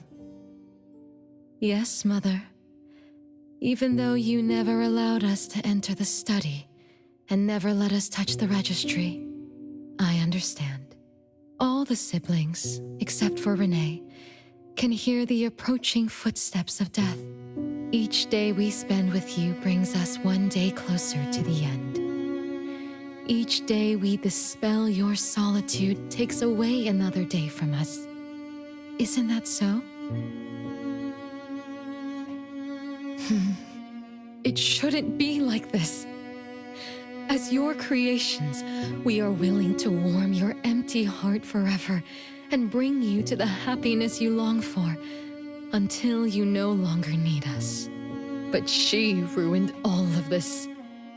When she was born, that cursed registry appeared in our home. Our names were written on its pages, and with them, numbers marking our precious days remaining in the world, slipping away with each sunrise. When Renee was born along with the curse, we realized the countdown began to tick steadily, and we knew all too well that our magic will fade away. There aren't many remaining days for us to serve you. In our final moments, we want to do everything we can to make you happy. But Mother, we don't understand. Why are your eyes solely fixed on Renee? Teresa planted exotic flowers. Elliot made sweets to your taste. Yvette designed and tailored clothes. We gave it all to win a smile from you.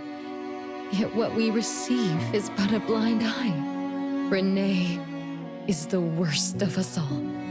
Always noisy, endlessly crying, habitually screaming, and forever demanding of your attention like any other selfish child.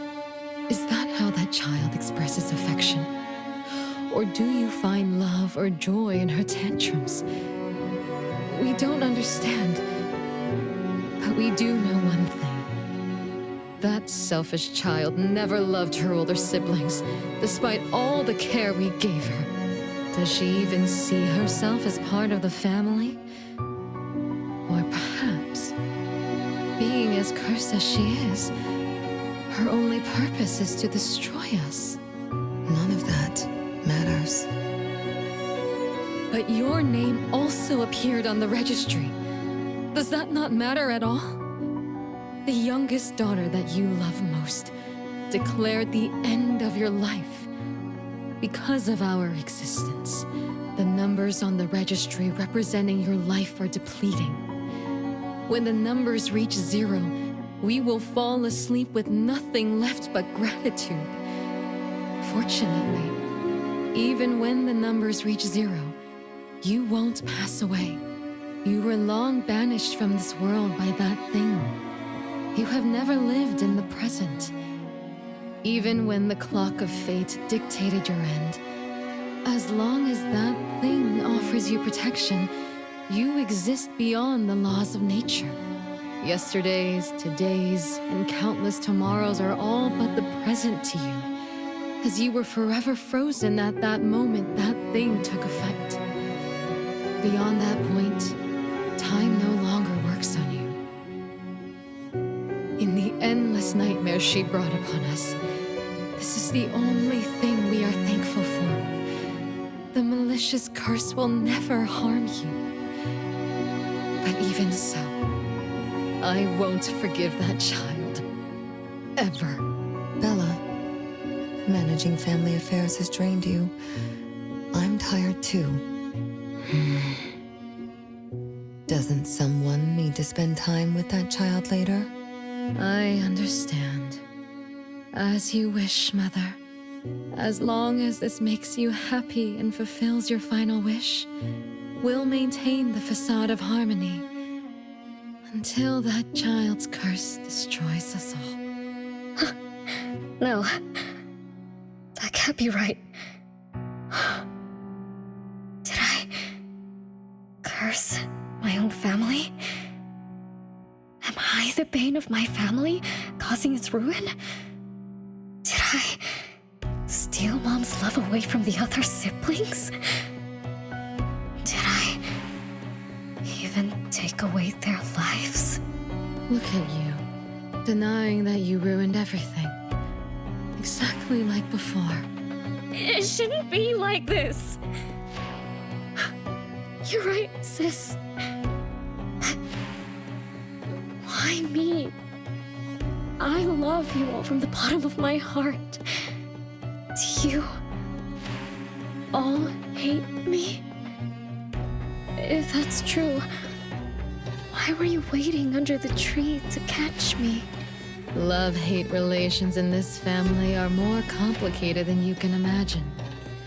But no matter how much you doubt it, you can't deny that everyone here has done so much for you.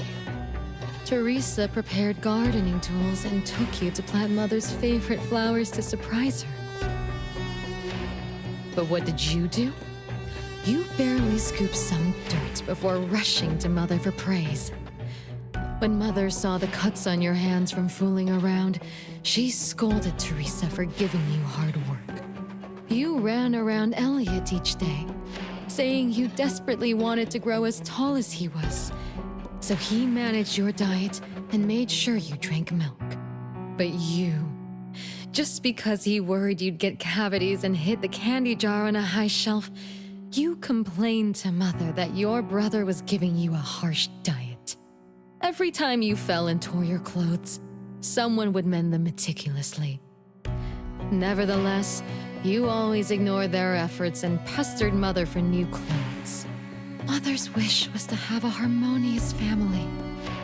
We were all trying to fulfill that wish, trying not to ruin anything. It would have been so much easier to pretend and spoil you the way Mother did. We could have created the harmonious family Mother wanted, even if it was just a facade.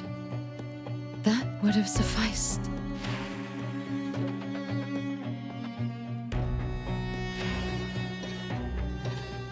But we couldn't.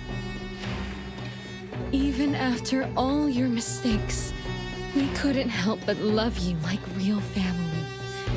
You were our most precious little girl. However, in the face of death, in the face of the curse you brought upon us, even the most sincere love wears out. From the moment you were born, we've been shrouded in the shadow of your curse. The most unforgivable thing is, Mother, she who brought us into the world, was the one to pay the ultimate price.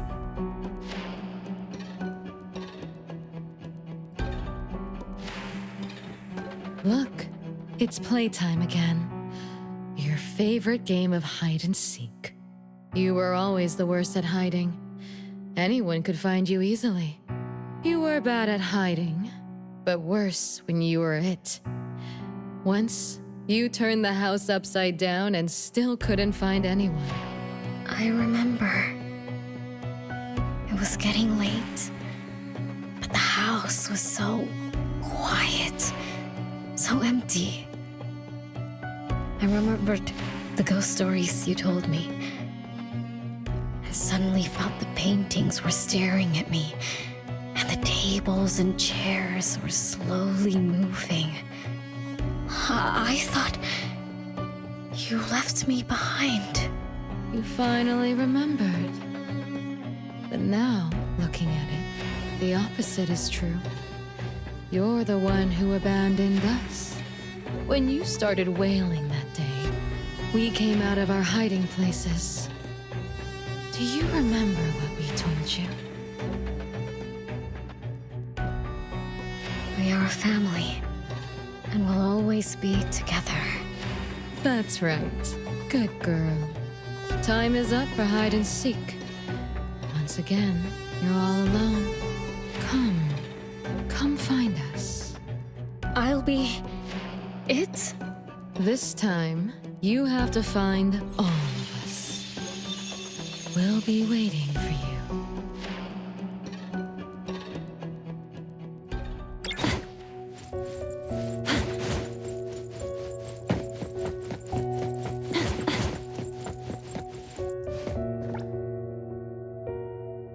It's a gift from Mom to all of us.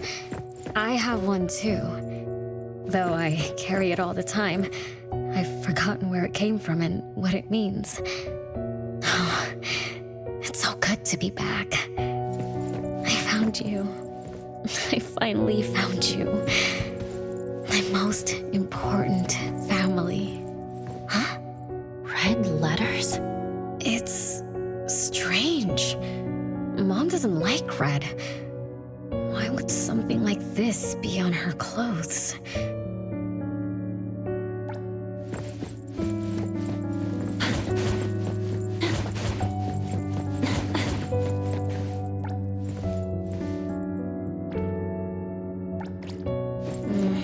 I'm still bothered by those red letters. Aren't they the first letters of names? If they are names, they do match with the voices we heard earlier. But that bright red is like a warning. I don't think Mom did this.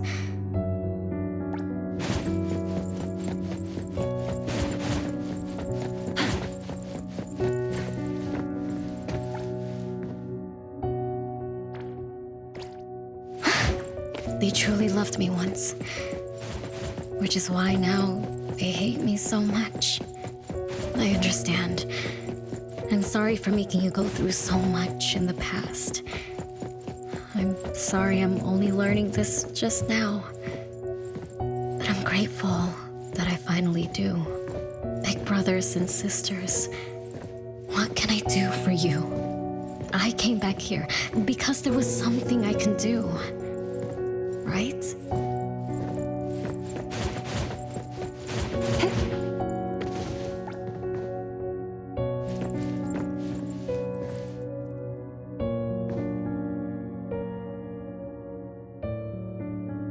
No one found me?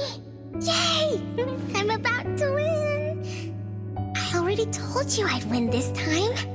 No one will think Renee is hiding here. It's Renee's secret hideout. Who's that? Me? I thought we were it, so we can find my siblings. But why is my childhood self here? Back then, who was actually it? Was it Mom? Wait a second. Are we really seeing the past? I think so. I do remember something like that happened when I was a kid, but I only remembered part of it. What we saw should be the whole thing. Are you really sure this is the whole thing? At least, that really happened. Every small thing I remember confirms that they were real. So those words, all those hurtful words, they were real too. Is that right? Something doesn't add up. Please, follow me.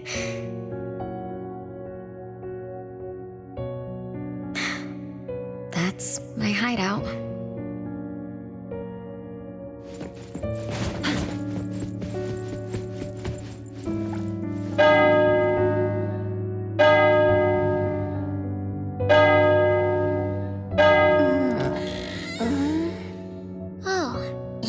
You found me. Am I the last one to be found? That means I almost won, right? Next time, I'm going to hide somewhere no one can find. Are we going to eat soon? Remember to wash your hands before eating. My big sis and big bro will check. If I don't wash my hands, he'll pinch my cheeks. He always says my cheeks are like the softest dough. He only says that because he wants to pinch them. I'm going back now. Is this the last puppet? No. The last one is here. Look, another letter. R. I've always carried this puppet around. Why is there a red letter etched to it too? It must mean... You finally arrived, Renee. Yes. Big sis, I'm back. But you still don't understand. All you did was watch a replay of how our family met our demise. You must have enjoyed how we cursed ones relive our miseries day after day. No, Big Sis, that's not true. The audience, forgetting they were part of the play, denies their sins, as if forgetting would make it all go away. Have you ever wondered why you forgot this home? Forgot us? Were you forced to forget, or were you unwilling to look back? Renee, you can't lie to yourself. I forgot about the family because I was escaping the past. Looks like you finally found the answer. Yes, I was born from your desire to escape everything. You left all the painful memories of home with me, so you could live carefree in your blissful ignorance. And I will forever call you back, trying to make you remember. You belong here. You belong to our family. So one day, you will knock on our door again.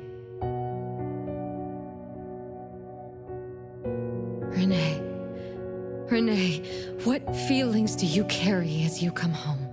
Now that you remember what happened when we were children, now that you know of the curse you cast upon us, are you shaken? Do you even feel the slightest bit of guilt? You won't. You've always been selfish, greedy, and reckless. You betrayed the very purpose we were born to follow. To love Mother, to be with Mother, and exist only to fulfill her wishes. I'm so sorry. I'm so sorry. You shouldn't apologize to me. Have you ever thought about our mother? Our mother who exists outside the flow of time? What could be her ultimate fate? Mom? What happened to Mom? She gave you everything. All her love, all her life, and that thing. Her eternal present, which would have sustained Mother's immortality.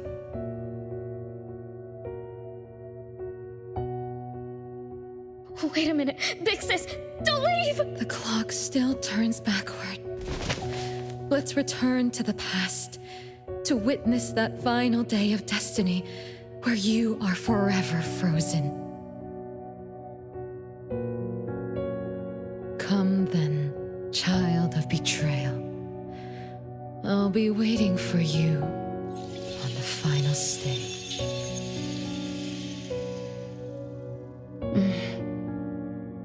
Yes. I betrayed this family. I lived in a daze. Left my family behind. Just to forget my own sins and escape from my endless guilt.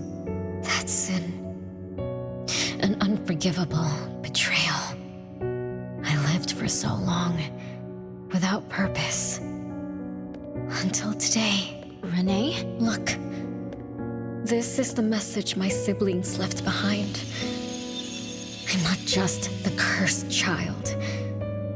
I also betrayed this home. Betrayed everyone. Betrayed Mom. But my family is still calling out to me. I still have a chance, right? If only I could go back to the past. Back to that last day at home. There's only 2 hours left. I need to find a solution soon. I should talk to Renee about what just happened. 7 o'clock. Time for dinner. Renee, wait. Where are you going to? Oh, hurry. The food's getting cold. Food getting cold? I can't keep Mom waiting for too long. I can't make her sad. Renee? That is not allowed. Absolutely not. I can't get to Renee. She's completely lost in the past. Let me organize the clues I've gathered so far. Could the curse in this family be the rule-based anomaly that attacks Renee every night? After all, Renee and her siblings likely aren't entities that abide by the laws of nature. It does make sense to be targeted for that reason. But if that's the case, why does the anomaly only appear when Renee wakes up? Shouldn't the anomaly that enforces the laws of nature have appeared with the first child? Can we really trust this, Bella? Something's not right. Also, why does the puppet Renee carries also have a red letter on it? Are these things caused by the anomalous realm? Or perhaps someone, an Esper, orchestrated all of this. Is that Bella really a shadow from the past? Anyway, I should catch up with Renee.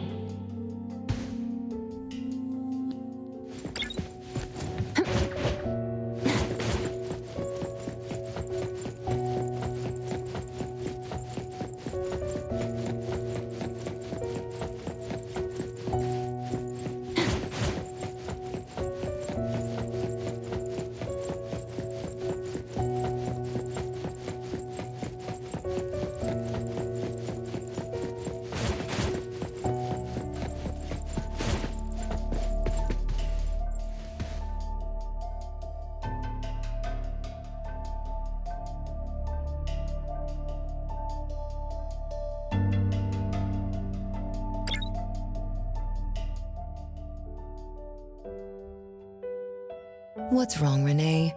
You haven't eaten much. Big Bro's cooking is great. I'm just not hungry. The Mighty King looks tired. He's not moving at all. Won't even sing anymore.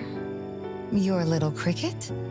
Yeah, my favorite one. Did the Mighty King die?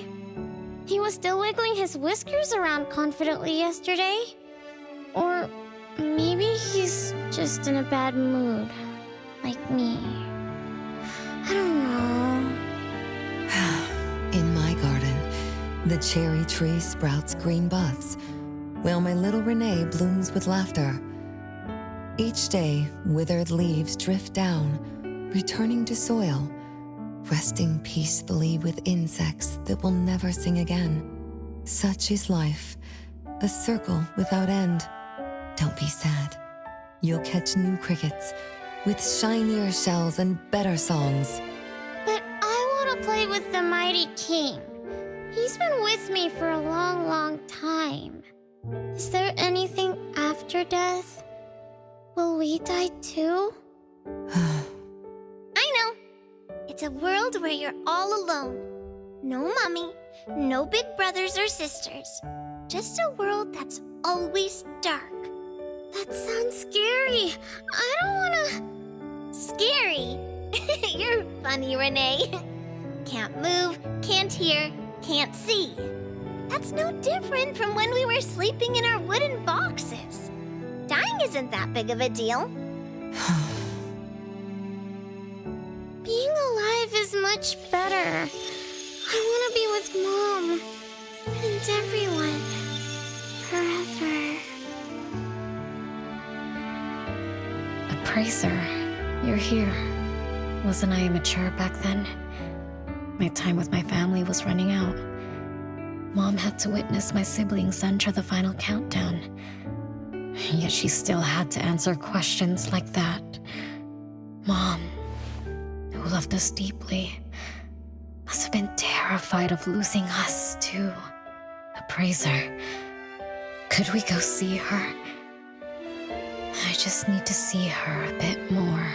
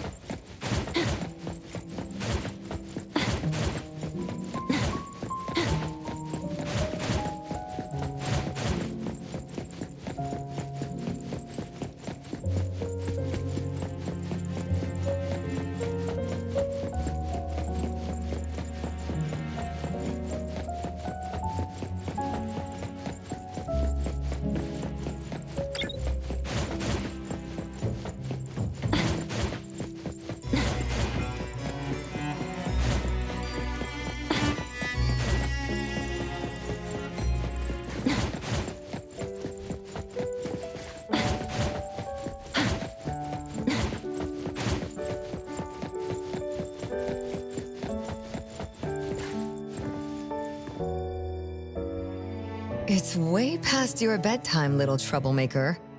I can't sleep. Oh, still feeling sad about the mighty king? Bella told me I'd feel better if I cry. She said that kids like me just needed to cry, get a good night's sleep. Then all trouble will disappear by tomorrow. She said that no matter how sad she felt, she could never cry. So she was jealous that I could. Why can't Bella ever cry? Mama is the same. Huh?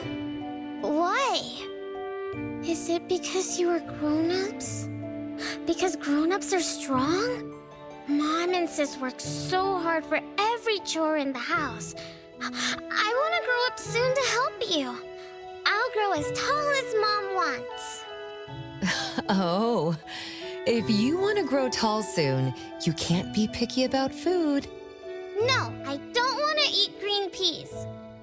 All right now, Mama will tell you a story and put you to bed. You'll grow fast as long as you sleep, okay? Are you continuing yesterday's story? No, tonight I'm telling you a story that no one has ever heard before. Once upon a time, there was a carpenter living in the royal city. Her skill was beyond compare. People said she had the magic to breathe life into wood. If she wanted to, those lifelike puppets she created could become alive. The old carpenter loved crafting, but she was facing a most difficult challenge. As she grew older, her eyesight was no longer as sharp, and her hand that held the carving knife wouldn't stay still. Could that be the end? She remembered what people said about her. If she was as good as they say, couldn't she craft her own assistant? She made up her mind, then began to work. What should a perfect child, a real child, have? He should have the strongest body. The child was born. He was sturdy, yet nimble. And once his spring is sprung, he could run 2 laps in the royal city with no one able to keep up. Everyone congratulated the old carpenter, but she shook her head and said, "No, this isn't a real child." What should a perfect child, a real child, have? He should have the most beautiful face. The child was born. His beauty caught everyone's eyes. The king invited him to dance at the palace for foreign guests. Everyone congratulated the old carpenter, but she shook her head and said, "No, this isn't a real child." What should a perfect child, a real child, have? More puppets were born from the old carpenter's hands. An entertainer who could make children burst into laughter. A grand magician with unpredictable tricks. But no, she shook her head and said, "No, these aren't real children." One night, the old carpenter sat at her workbench, designing the blueprints for her next child. All the puppets quietly stood by her. Suddenly she shivered. The window wasn't closed shut. The howling wind swept away all the warmth from the room. The old carpenter stood up to shut the window, then went to the fireplace for warmth. For a moment, she had an idea she didn't fully understand. Perhaps the dancing candlelight added some warmth to the puppets' faces. She realized that puppets get cold too. The old carpenter took off her scarf and picked up the blanket from her lap. She made sure all the puppets were snug and warm, then went back to her table. Her pencil swooshed around as she began sketching. Soon, a puppet took shape on the paper.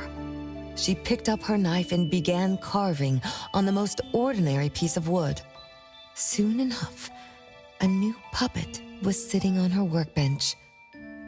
There was nothing special about it, but the old carpenter let out a satisfied sigh, as if she completed a masterpiece. She leaned down to kiss the puppet's forehead gently, just like an ordinary goodnight kiss from a mother. Then did the same to the other ones. After that, the old carpenter went to bed and slept peacefully. The next morning, she woke up with someone kissing her forehead. She opened her eyes to find a child, a real child, smiling at her. Whoa. Why did the last puppet turn into a real child? What magic did the old carpenter use? What do you think? I understand. A little. But also don't get it at all. Is that so? It's okay. Oh, it's getting late. Good kids should be sleeping now. Mom, I'm scared. I don't want to sleep alone. I'm worried that if I do, I won't see you and my siblings after I wake up. Isn't it better to be alive? You really are different from your siblings. Being alive is good. But what exactly makes it good? I can eat meals with my family, while play hide and seek, and listen to Mom's stories every night before I sleep. How wonderful! Mom, don't you think days like these are wonderful too? You're right. This is the best life being with you. The best times in Mama's life is when I spend time together with you, my family. No, it's not. When I grow up and can do so much more, that's when it'll be Mom's best time. By then, I'll be so tall that Mom will be surprised. I'll be able to reach whatever Mom needs to reach. Then I'm going to learn how to drive. I'll definitely be the first one in our family to drive. Once I learn, I'll take our whole family on picnics. When I grow up, I also want to... Mom.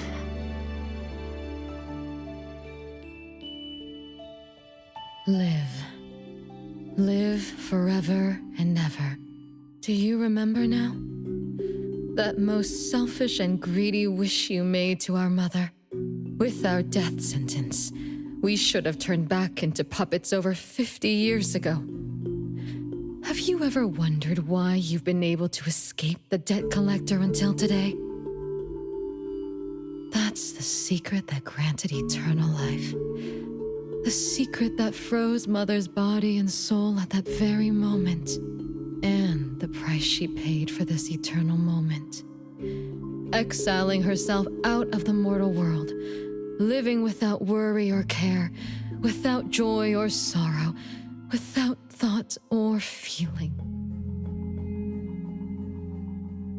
She should have been enjoying her unmoving life, and we should have been nothing but puppets she made on a whim, with the sole purpose to serve as her children. All we had to do was live under Mother's roof, love her, be loyal to her, and fulfill all her wishes. It should have been that way. Even when faced with the registry, faced with the curse you invited, all we could do was to give everything we got and do our best to fulfill our mission until the countdown ends. But what about you? You endlessly sought for Mother's attention, affection, and everything she could possibly give. Now tell me, on that final night, what did you wish from Mother? I told her I wanted to grow up fast. That's right, honest child. And then?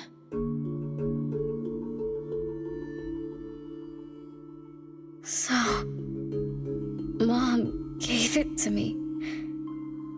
Her eternal present. No! It shouldn't be like this!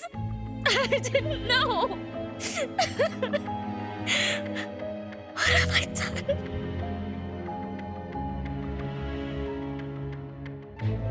Renee, it's not like that! Yes, the eternal present that should have protected Mother is now in your eyes. You didn't just betray us, but also the person who loved you most. So tell me, how does that make you feel? Guilt? Regret? But you don't need to apologize to me. We'll forgive you, and Mother will still love you. You're still our adorable little one, our innocent troublemaker. Forgive me? I can still earn your forgiveness? And Mom will also? Yes. As long as you give up the eternal present, cleanse yourself of your greed for life, we will forgive you for the sins you committed. Come, Renee, my sister. Come to us. We're all waiting on the other side to reunite with you, never to be separated again. Don't listen to her!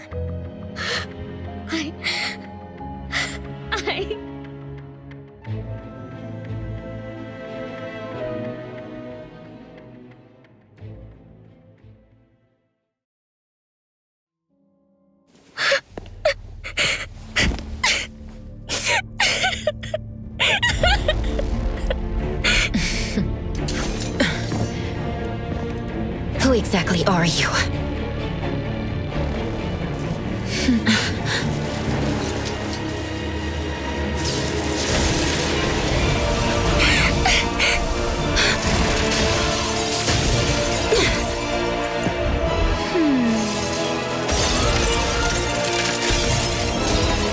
Watch out!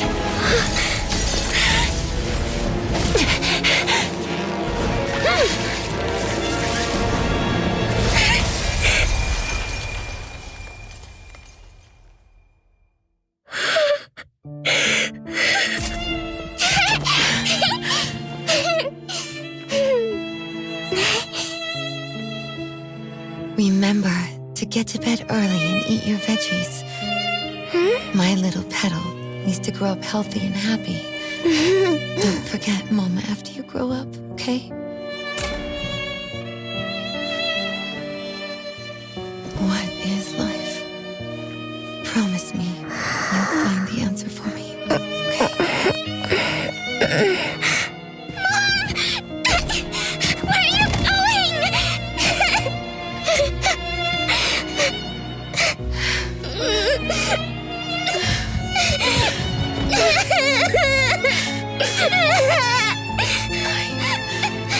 Don't need you.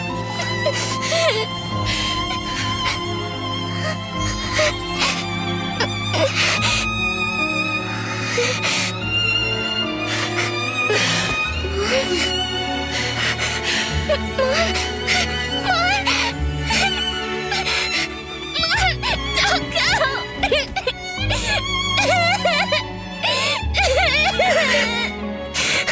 It's all my fault. It's all because of me that Mom... No! I don't want this! See? Now I can.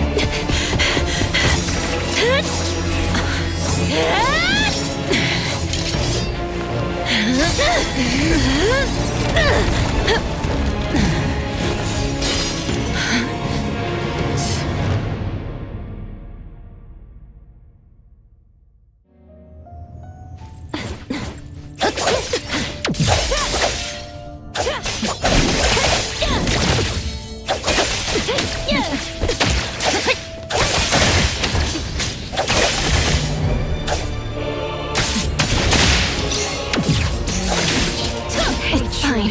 Resentment with fierce emotion, as if in coursing flames. Perfect timing. Guided by Hero.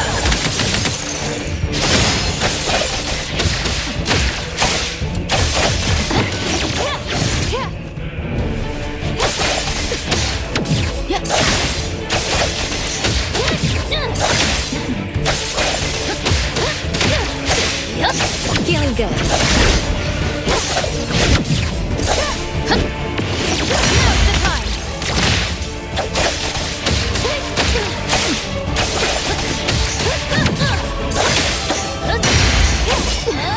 Watch the timing.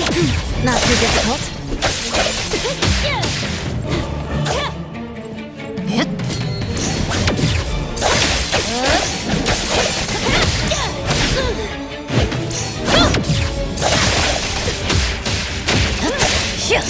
Feeling good. Perfect timing. Let's finish this.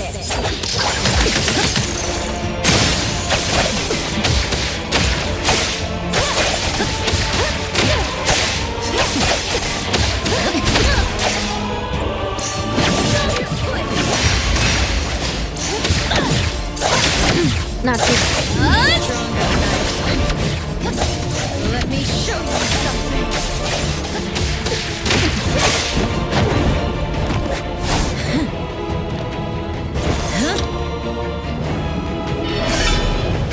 You're just a plaything in this illusory realm.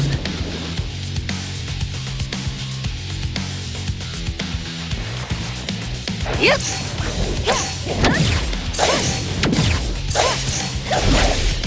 Feeling good. Entertain me with your struggles. Once I'm born, I'll bury you in this scarlet flowing sea.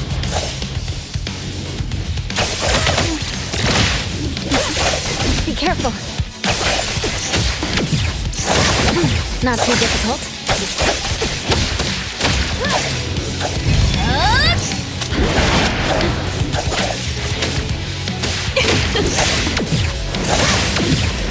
Feeling good.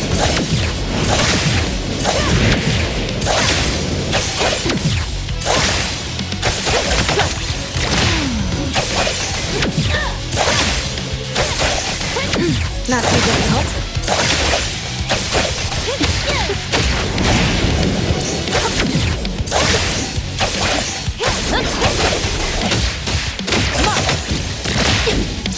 Feeling good.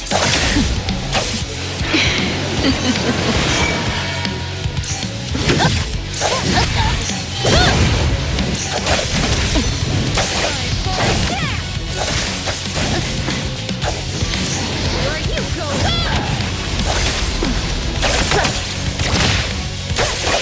Guided by Hero.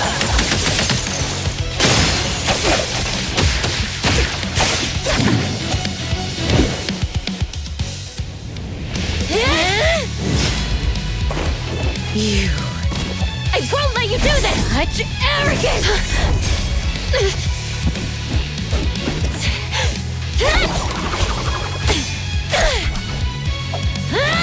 Is that it?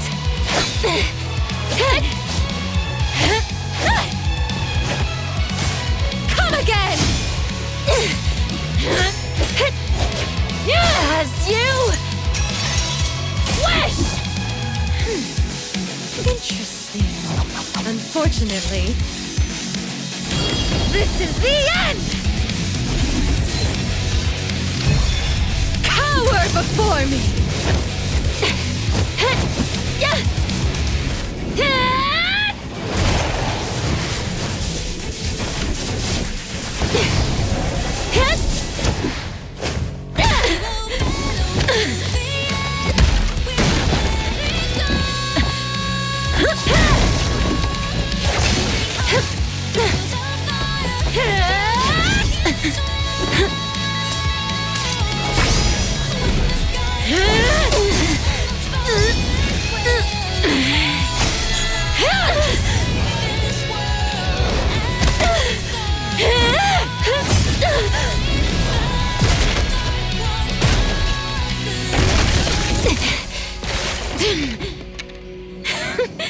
That look on your face. I like it!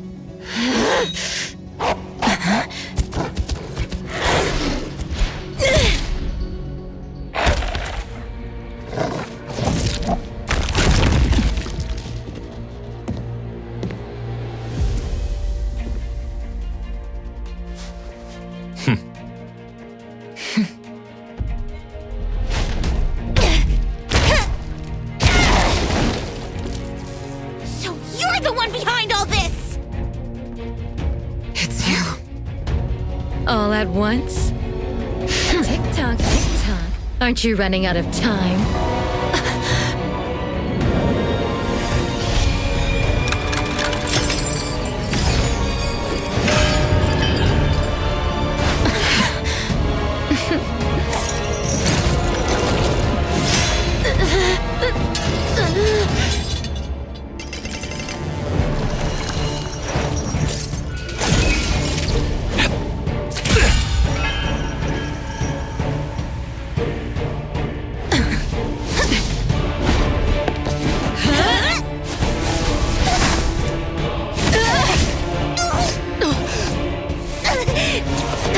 You're slower, Daffodill.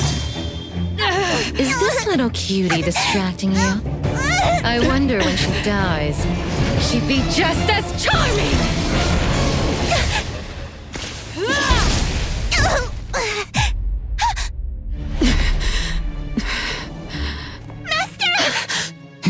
How nostalgic, sister. Zankou. We'll meet again. Just so you know, Mother misses you too.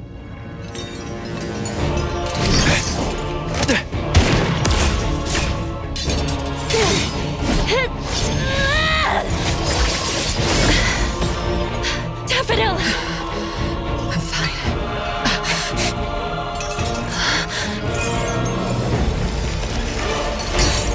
It's not over yet.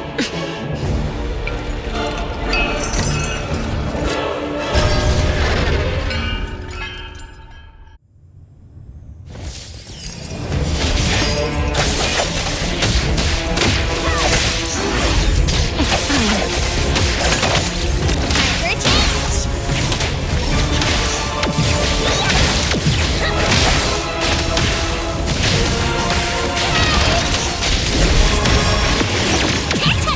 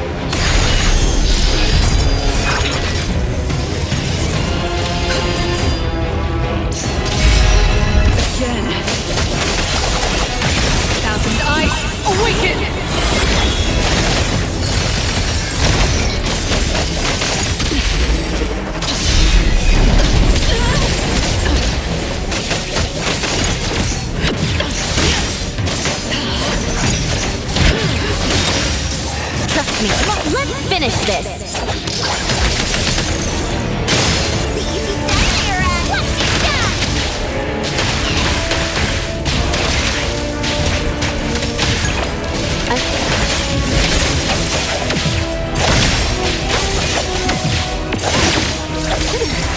Watch the timing! Perfect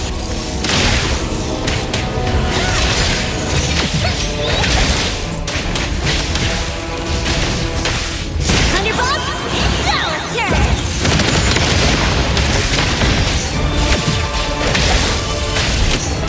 No hitting from behind! Can't touch this!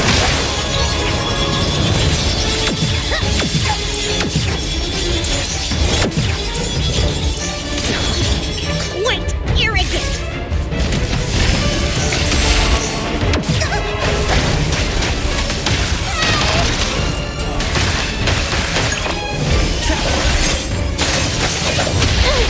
My mistake! Guided by Hero!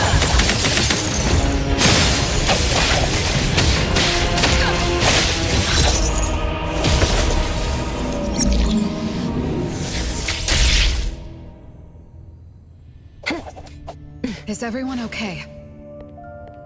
I'm fine, but Daffodill, are you okay? Master got hurt the worst. And it's all because of me. I'm fine, really. It's good that you're okay. Renee's unharmed too. Just dizzy from breaking free of the anomaly spell. Unfortunately, Zankou got away. She's the core member of the criminal organization, the Scarlet Letter. And a report for the puppetization case. That's gonna be a lot of paperwork. Thanks to everyone from A-Bone. The Bureau will continue to investigate into the aftermath of the issue between the debt collector and the Constantine family. Tomorrow morning, I want those who know anything about the Scarlet Letter at the Bureau. We need to have a proper chat. Daffodill? I shouldn't need to fetch you at A-Bone, right? I see. Says who? Master deserves some rest tomorrow. Natalie, appraiser. Let's go home.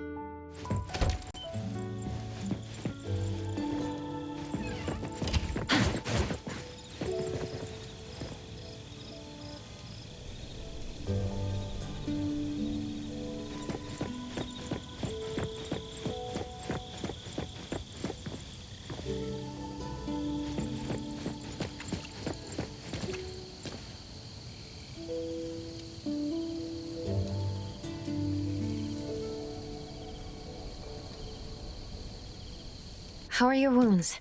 You should rest earlier tonight. It'll be fine soon. And how are you? Are you okay? Her Esper ability can affect people's minds through auditory and visual hallucinations.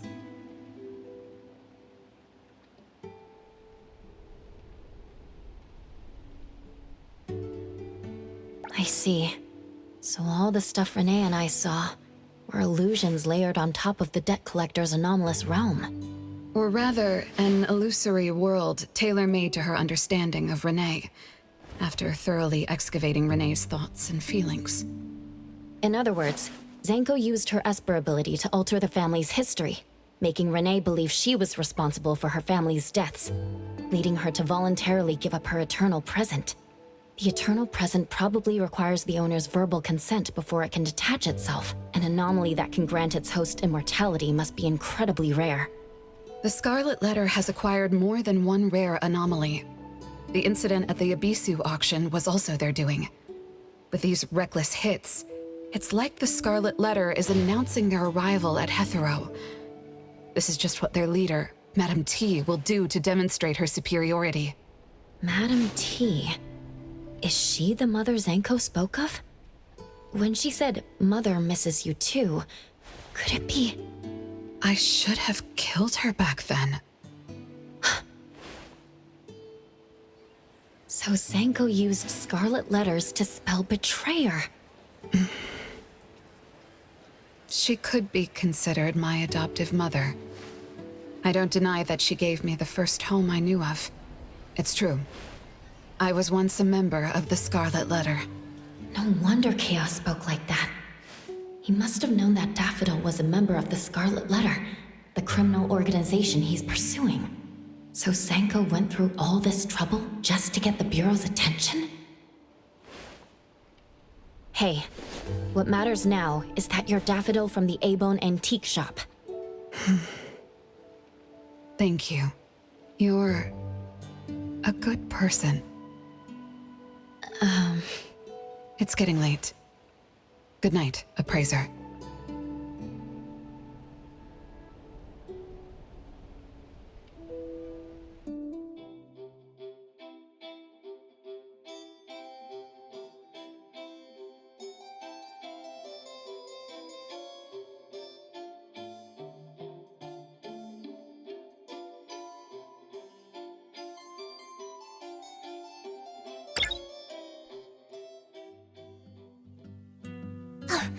Appraiser, have you seen Master? Daffodill isn't here? She's been gone this morning, and hasn't come back. Maybe she's assisting the Bureau. For that long? We're here, the A-Bone Antique Shop. Appraiser, Natalie, good morning. Renee! How are you feeling? And this is? This is Linko from ETD6. Oh, so Chaos is handing Renee over to ETD6 to take care of. Hello there. Take care of?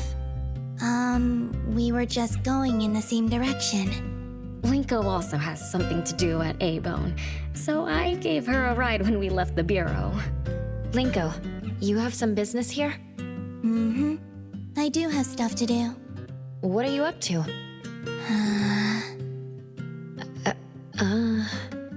Business is already booming this early in the morning.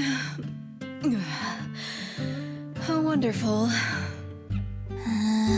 What was I here for again? Tisk, tisk, tisk, you dummy! Don't tell me you forgot what you were supposed to deliver! Oh, right. The delivery. Thank you, Xiaojun. Whoa! What's this? I'm an evil spirit that can devour souls! If you dare disrespect me! Xiaojun is my pet. Huh? I can control your body and eat wasabi if I want to, you know! Not hungry now. Linko, who are you looking for? I'm looking for... Found her. another new face? Just joined ETD? Yes, the director told me to give you this. Oh my. I told them a simple bank transfer would be fine, but they went ahead and sent someone over. Fresh bills are always so nice to look at, though. I have delivered payment to the A-Bone Antique Shop. Assignment complete. Director Alfard told me that the BAC will cover my commission fees, so that's what she meant. But I still wanted to stop by and thank you in person. Thank you, Appraiser, Natalie, and... Daffodill's not here? Please send her my gratitude. Thanks to all of your help. I learned a lot in the past few days. I went through an amazing adventure. It was wonderful. But we couldn't stop Zankou from taking the eternal present. Lady Dolores left that for you, right? Must be something important. Yes, Mom gave it to me. It's a precious treasure that protects me from the debt collector. It froze my life on the day the countdown ended. My time stopped flowing, and I was forever living in the moments between death's arrival. I was tossed outside the flow of time and taken away from this world, where the years still pass and the seasons still change. For me, the eternal present negated the meaning of time. I gradually lost touch with my past and became unaware of everything happening around me. Every little thing in life that becomes precious because of the flow of time. In the end, I forgot what Mom and my siblings expected of me. I forgot why I was born and why I even existed. Until now. Was that really living? That was the secret, or rather, curse, of the eternal life Mom and I possessed. Mom was also affected. She found life dreadfully boring, so she hoped that our companionship would ease her eternal loneliness. It might have been fortunate for me to lose the eternal present, but honestly, I gained so much more. Most importantly, you helped me remember things from the past, and I finally found myself. That feels so great. I suppose I went through a rebirth, right? I'm so happy for you, Renee. What about the debt collector? Don't worry, I have a solution. Well, in addition, to make the most of this precious rebirth, I've decided to travel around the world. I'll probably leave Hetero for a very, very long time. So for each and every day ahead, I wish you good morning, good afternoon, and good evening.